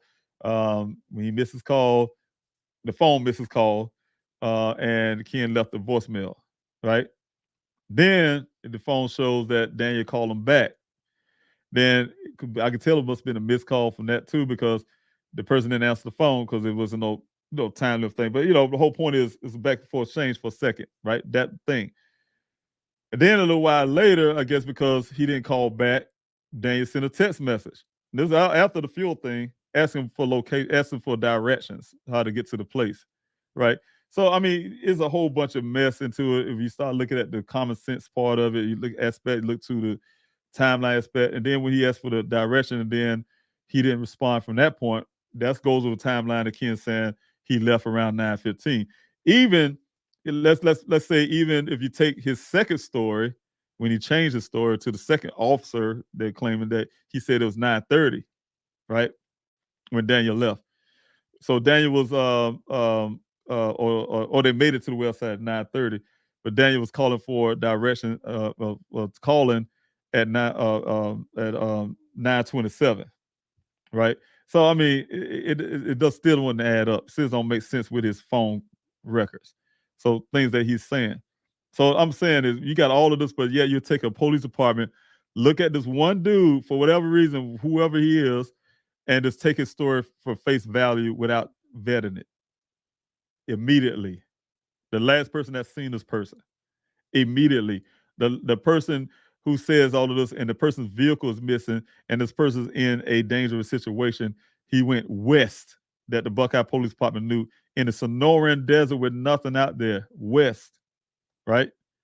And they didn't think that was important enough to go vet the man's story, to see what's going on, to see if something happened between him and the guy. And at the same time, let's put a helicopter in the air and go look for this young man. No concern. That's the reason why the Buckeye Police Department handled it the way they did. Took the man's story, wrote it down on a piece of paper for you guys to read for the little magazine, what they like to call a police report, and write their little story down, and that's it, right? Until me and my family started complaining about my auntie, whatever she said to them, made them say they got a Phoenix Firebird in the air finally almost after 3 days, almost 3 days later. So anyway, I'm going too far, you guys. I'll go into this thing and start getting angry, but I'm trying to keep the theme is about Daniel's birthday this weekend, you guys, and I want to celebrate it. You know, last year I was able to get him a cake. I don't know if you guys remember, do the cake and sing happy birthday to him. Behind the scenes, his sister and I, in an apartment in Phoenix, we sat down and had a cake, his cake, and just have our little moment for Daniel. Just me and her. And so I really do, but I really was grateful that it's really painful still that we possibly doing something else that without Daniel. And so hiking for Daniel is one of the things that team I were talking about, and Daniel, he just really enjoy hiking. That is what he does. You see the pictures. I just have so many pictures I can throw up of Daniel with the background of him somewhere hiking or doing something, and he liked that kind of stuff. So and trying to get me to do it. So the thing is, I'm doing it for him in honor of his birthday this weekend, hiking on a mountain, and I'm asking you guys. Now I'm asking you guys to hike on the mountain, but if you can, and that's something that you like doing, and you know how to do that stuff, by all means, do it in honor of Daniel Robinson. And but any other hiking, whether it's down a trail to, like I said, on the beach and all the kind of stuff I was saying, on your treadmill if you can't get out your house, let's do it in honor of Daniel, and take pictures and videos, and we'd like to see those. Get them on your social media with the hashtag Hike for Daniel Robinson, hashtag Hike for Daniel Robinson, and share those things. That would mean a lot to me and my family. It'll mean a lot to Daniel as well, and my team. So yes, please, if you can. All right, and also the report is finally released regarding the water issue in Buckeye. Find it here in 2023, Lower Hassayampa Basin groundwater model, azwater.gov. Thank you, Shauna. Thank you for putting that link, that website that they can find it. Because yes, it's funny. It's funny if you look at some of that stuff, and I saw one report was saying my son was missing in June 23rd, and they was mad. They said, "Hey, it's June 23rd, June." They didn't say the 23rd, but they're saying in June when all this happened. When the report supposed to have been done or whatever, the report or something out of other. But but it was hidden. that was hidden because they didn't want this project. They want to break ground and want this project to get stomped on, right? Think about that. They hid it because they don't want the project to get, because it's about this money. And anytime you got things to deal with money and you got somebody about to mess it up, there's people out there that would do things to try to get you out of the way so you won't be disturbing their stuff, right? They get involved with messing people's money. I remember when I was out there in the desert, them jokers was saying all kind of stuff, man. I mean, I'm saying all of this, and I know they probably watching. And I do have a deal with them. Like, hey, for the search, upcoming search, they knocked me down to one last final search on their property to get through their property. I get it. Now I really appreciate that. But the truths are, they're trying to push me out. I've even been accused of shooting in the desert. The volunteers out there shooting in the desert. We carry sidearms. I even carry my AR. Well, some people don't like the ARs, but I carry my weapons as well, right? For safety, right? And when I say for safety, because there's some elements out there too, like wildlife. There's one area that I like to go to. I don't send the volunteers there, but it was some area that I used to go to. There's supposed to be a mountain lion living there, right? So that's why I had the ARs for. But the thing is, but we keep side on. Arizona is a open carry state. What I was told by my investigator, you just got to assume everybody's carrying. People do, and so people like to carry their gun. It's a gun state. So, but they accusing that. Make a long story, I got past that point to trying to get the well stuff done. So there's always some kind of resistance in some form or fashion, right? And I get it because I was finding my search was finding human remains. You got and I want to say this too. We put human remain pictures up, but we make sure those are animal remains that we put on there. I would not put families up on social media. Those are whether it's a bone, human bone or not, is a family member. It might be that one bone, but that's all we got of that person, right? Don't put that on social media. I make sure if I pick a picture to kind of get an illustration of how we do things in the desert, look for loved ones, look for Daniel. I use an animal remain that I know is animal remain we found out there. There's a lot of animal remains out there. But the whole point is, if you got a story, you find human remains out there and you're trying to build this Trevelis or whatever, they looking at it like, it'll be a point of, man, they found a lot of bodies out there. I wouldn't want to live out there, man. That's a graveyard. That's what would be the talk about Sun Valley Parkway, Trevelis. They'll get a name like that, and that would really be killing their market. So I can imagine that. Yeah, that's a problem. This man out here in the desert, this property we're about to buy, and he found all these human remains out there. They knocked it all down to 2. I remember this so funny. It's funny to me. But the good part is it don't affect the closures that hopefully that those families get, right? For those remains that we found. I even had one in my own organization doing it. But we started off with Buckeye agreeing that those remains were found was human, right? We always got up to 6 or 7 of them, human remains, because I know it's different people because we all have like 2 femurs. I'm using an example. But you find the third one, that's another person, right? Then if you got 9 of them, then you know how many people you got. So I'm just using an example. So the whole point is, I'm saying we was finding those human remains, right? And it was all cool with that until the story became kind of national and it started becoming a big thing. And then you hear Buckeye was knocking it down. They say, no, they only found one human remain and 1 skull. They couldn't deny the skull. Blah, blah, and knock it down. And it was this bad. I said, you know what? I'm going to stop fighting that dumb battle. And the reason why I was fighting that battle with a number of human remains found in that desert is because it was offensive to me because the volunteers were working so hard. I mean, these people are dedicated. They're putting their mind, their time, and they walk the line and they looking on the ground and looking for something and finding these people's bodies, human remains, and bringing closure to these other families. And, I wasn't letting them steal that from the volunteers. So that's why I was fighting for a while. But now I ain't fighting no more. They got it down. They hear it all the time. Reporters, I heard y'all found a human remain. Now I'm down to 1 now. 1 human and a skull. Whatever. I'll just leave it that way. But that's the way to get that numbers down because it looks bad for the community that's being built out there. I get that part. So I don't battle that anymore. I just let it ride, if you want to say. But there was many human remains found out there in that desert, and that's the reason why I wrote that letter to the Chief Hall about my son was missing in a crime scene. That whole area out there, Trevelis area, all that should have been bombarded by the FBI, looking into all the human remains out there to find these people before they're tearing it up like they are and burying it forever.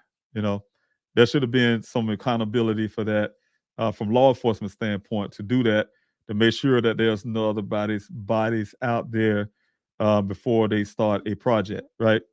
And that's what we was trying to do and trying to get them to see. But law enforcement, again, only do what law enforcement want to do. So the thing is, but there are people, unfortunately, that may still be out there. So the sad part about it.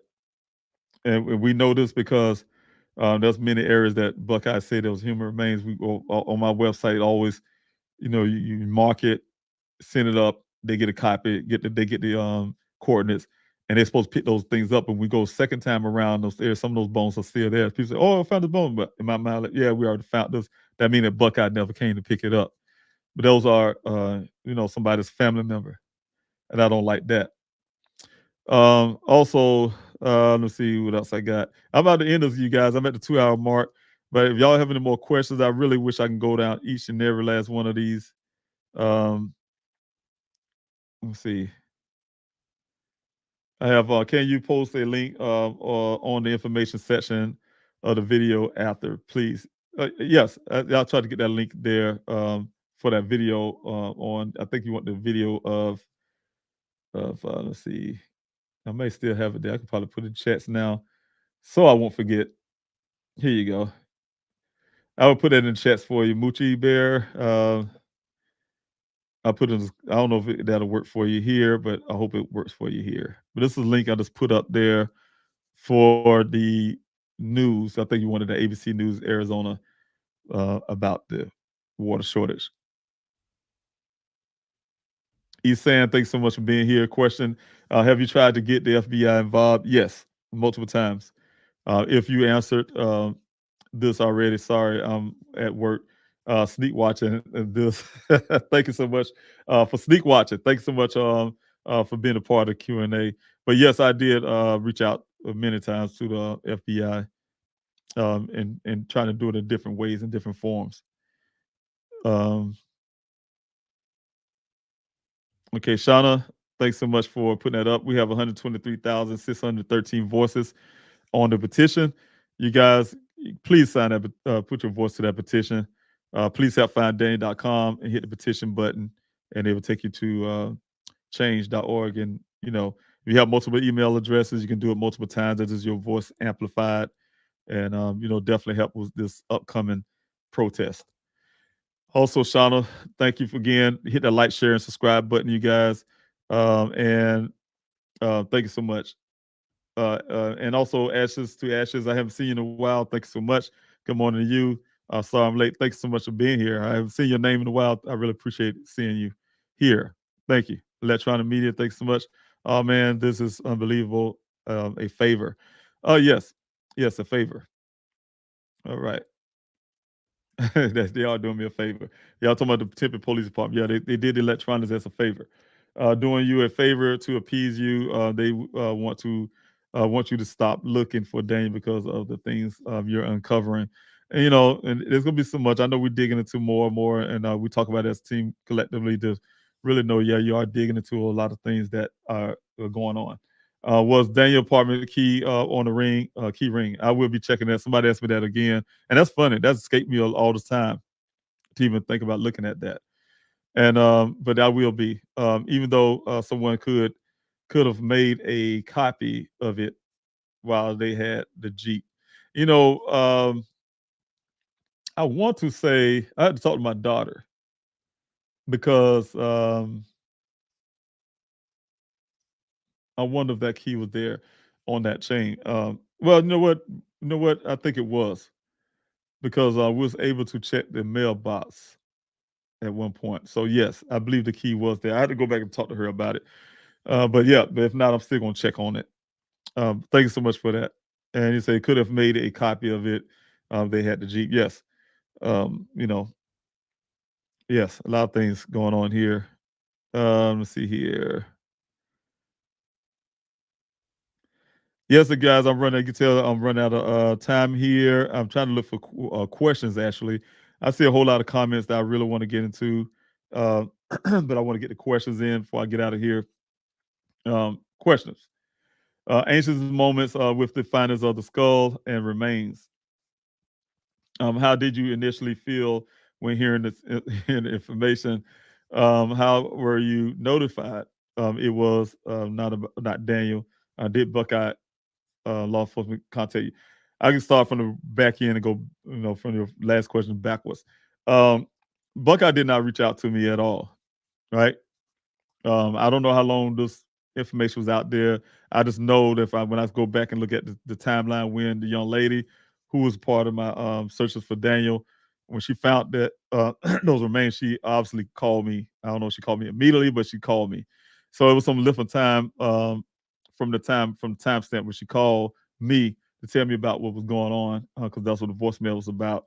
And so of course, I think if I look at it where the Buckeye Police Detective Biffin talked to me about was that they didn't see it Buckeye wise, didn't see how there could be any kind of relations to Daniel, right? Even though they don't know, he said he wasn't definitive about it, but even though they don't know what happened, we don't know what happened, so it could have very well ended up down 12 miles, I believe it was, south of where Daniel went missing, but something could have happened that kind of way to get him down that way. But from where things looking, they didn't think so.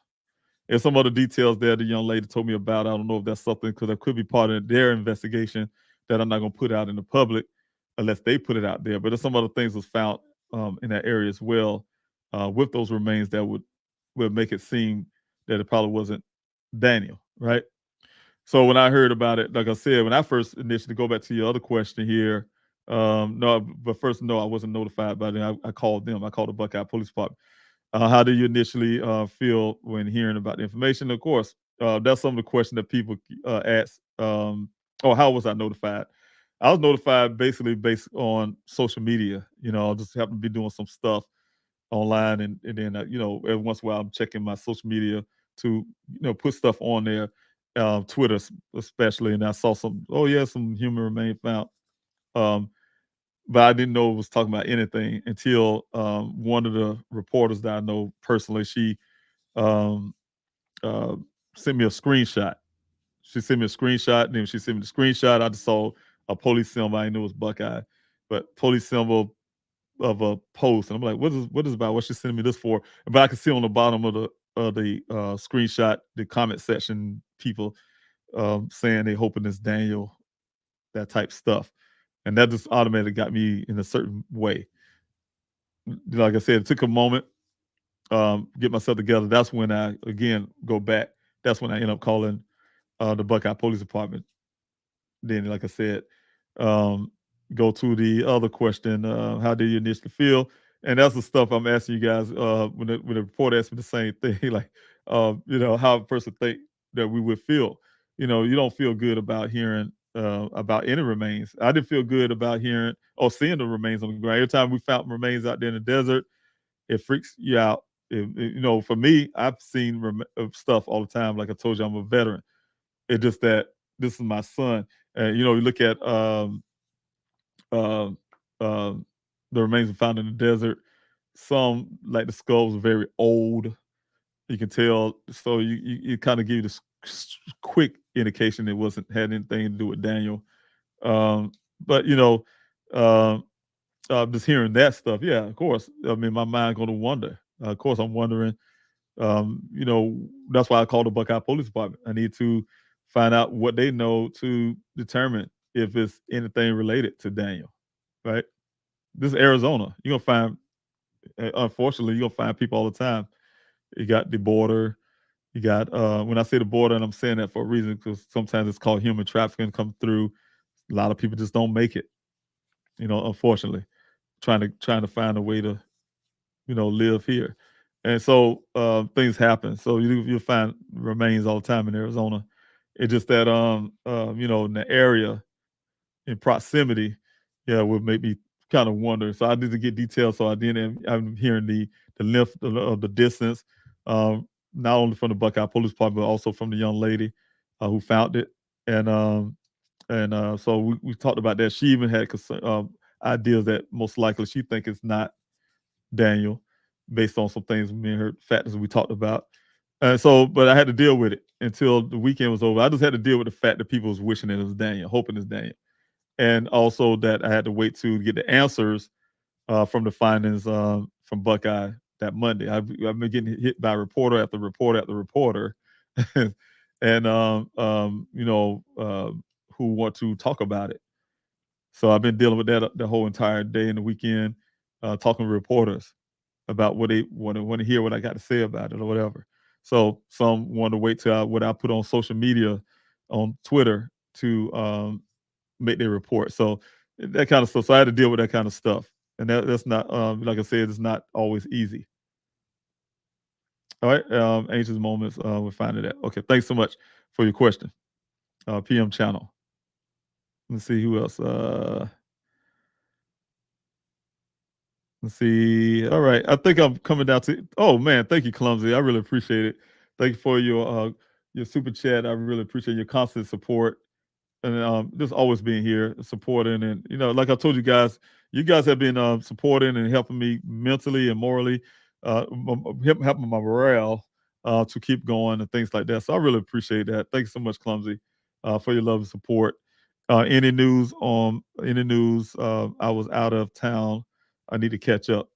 It depends on where you last heard, but just things like just the forensics on the electronics being completed. On electronics by the police department. I was waiting on a report from that. The fact that we're having a protest coming up, also the search coming up on the 25th, protest 18th, search 15th of next month, to try to get things moving forward. But no, not too much. Not that I know of. Depends on the point, Clumsy, of what you heard last. But yeah, some significant things moving forward. It's just that we're in the process of those things right now. So, but thank you so much for the super chat. I really appreciate it. Thank you so much for coming back after you being out of town. So thank you so much. I really appreciate it and your love support. Valerie, thanks so much again too as well for being here on the Facebook side. I'm refreshing my memory as Ken, the coworker Daniel met at the well. Yes, and again, Valerie, for me, I tend to try to not call Ken a coworker.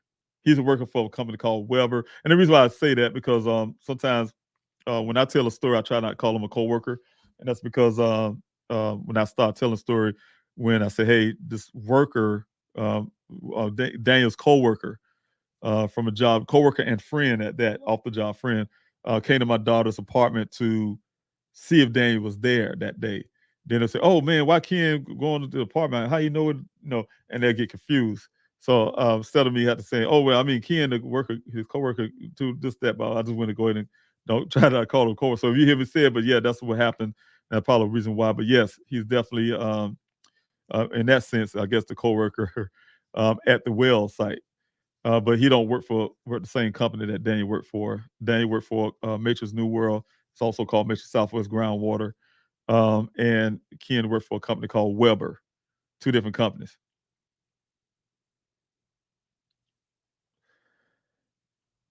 All right. Right, because Ken is not Daniel's boss. Ken doesn't control Daniel's shows to the job site. They don't even work. And that's what goes back. Like I said, I guess that goes with the question. What you're saying, Sean, I think that goes with the question about why Ken, he's saying, hey, don't come to the well because of some fuel issue. And Daniel don't. Matter of fact, that's one of the things that Daniel could have done. The power that he had is shut the site down for that day. He could have easily said, hey, you know what, we're not doing this today for that water level because of the rain. And that's another thing.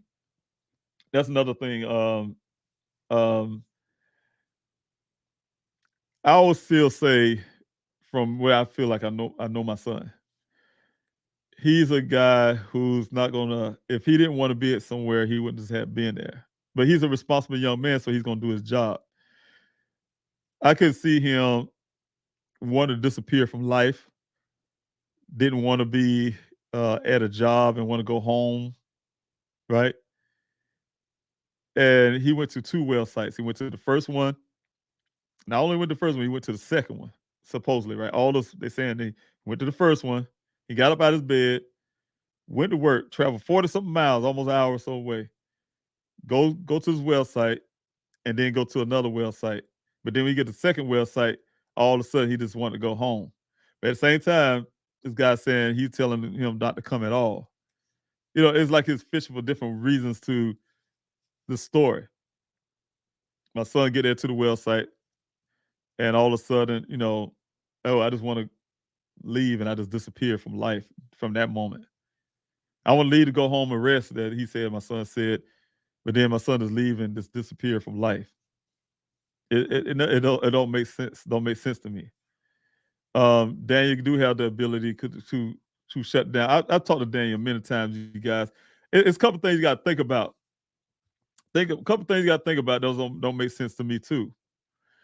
I'll show y'all the pictures of Daniel's apartment, right? And in Daniel's apartment, you see the canopy. I pointed out to you. This is a canopy Daniel used, and the same canopy that Daniel supposedly had left at the young lady's house, right? Then when he spent the night over there. He used that canopy all the time. I talked to him on the phone, you guys, all the time from his job site. Me and Daniel often have a 2-hour conversation from his job. He works at night sometimes working the day. Sometimes he be in one city, he can be in Flagstaff somewhere, he can be in another city, some other town. But he always doing these wells and whatever, these different things, right? And sometimes it's raining. If it rains, it don't rarely ever rain in Arizona. Most sun, that's why he got the canopy.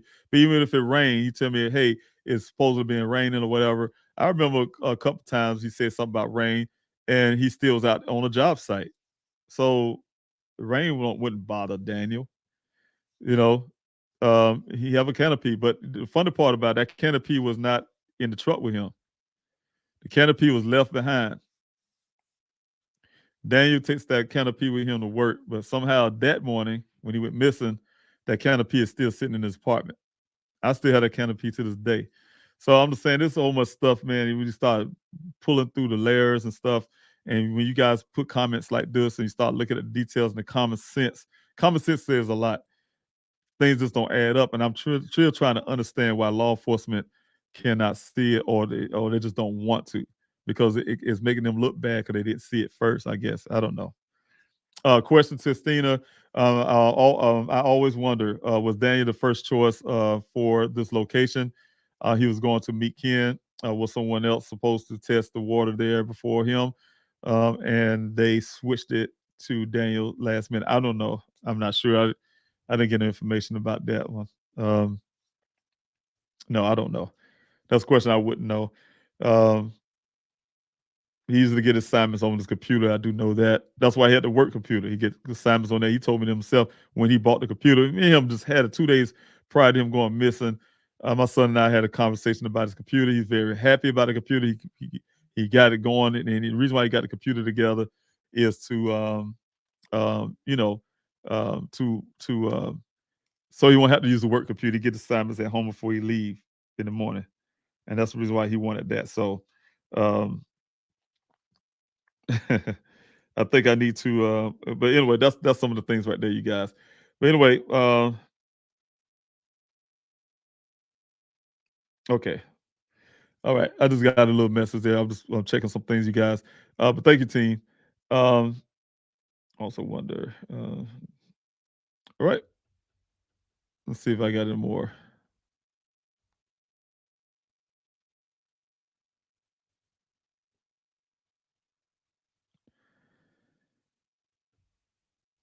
Okay, you guys, thank you so much for being here. I'm just trying to check to make sure before I leave out off the Q&A that I'm not missing any questions. I really want to get your questions in. Shay Watson, thank you. I haven't seen your name before, so thank you so much for being here. Even if you guys are new here on this Q&A, please hit that like, share, and subscribe button for me. That really will help before you leave, in the comments. That'll help with the algorithm to get this channel to grow a lot more. So and get Daniel's story out, Father. I really would appreciate that. Bless you, sir. I know your agony. Some may think you moved past that heartache, but that never happens. My daughter went missing several years ago. But she had a criminal history, and they did not care. Oh wow, I'm sorry to hear that, Shay. Yeah, you're right. That's just yeah, you can't get past things. I talk to families all the time, and that's just not, you just don't wash those things off. And yeah, I'm sorry you had to go through that. My condolences and everything. So yes, yeah. So God bless you on that, Shay. Thank you so much for being here. Question: Water sucks. Have you reached out to Katie Hobbs? Yes, we have, and I will be reaching out to her again. But yes, Shauna B. Missed question. Okay, Moochie Bear question: did police canvass Daniel's neighbors to ask if they saw any different vehicles or people near entering his apartment? I doubt it, because when I talked to those neighbors, they say the law enforcement never came to talk to them at all. I talked to Daniel's neighbors and asked all kind of questions. I didn't specifically ask that question though. I can't remember asking that question. Did they see any other vehicles? But I just asked them about certain things around that time. Did they see anything strange or whatever happen around that time? And then I also get information to find out who they are in relation to Daniel. One of the guys I was speaking with, he's a veteran as well, injured veteran, had a brain injury. Him and Daniel, they play video games a lot. Guy live across from him. Also, the man upstairs gave me the information about the guy across. So, just a little bit of talking to the right person, then you learn something about the other neighbor too, and things like that. So I was able to get a lot of information that way. Esther, we know you are watching Buckeye. Get Daniel's case moved to the FBI. No integrity. Yes, they really do need to do that. Do Jeff do a background check on Ken? I don't know. I ain't getting a report yet. Anyone dig a little deeper? I doubt it. I doubt it. Clumsy. I'm hoping you'll get something new or good use in the cell data report. I'm praying you and your family need answers and we are your family too, and you are. Thank you so much. And Daniel is our family. We won't stop looking. Thank you, Clumsy. I really appreciate that. Yes, we are family, and I really appreciate that, sir. All right. And Shauna, this is it. Thank you, guys. I really appreciate it. Let's wrap it up there. Oh, you know what? That's it. Okay. Let's wrap it up, David. How you for January 14th. Share your photos. We would thank you for your continued support and encouragement. Happy birthday, Dan. Yes, happy birthday. Thank you, guys. Shauna's right. Thank you so much, you guys, for joining in. You just got me laughing. That's funny. Joining in the Q&A. Thank you so much. I'll see y'all this evening. I put the one up for this evening. You guys, please come back this evening for Q&A prime time. I'll put the last video up, this video up for Dan's birthday up again. And then after that, I'm going. So love you guys, and I'll see y'all then.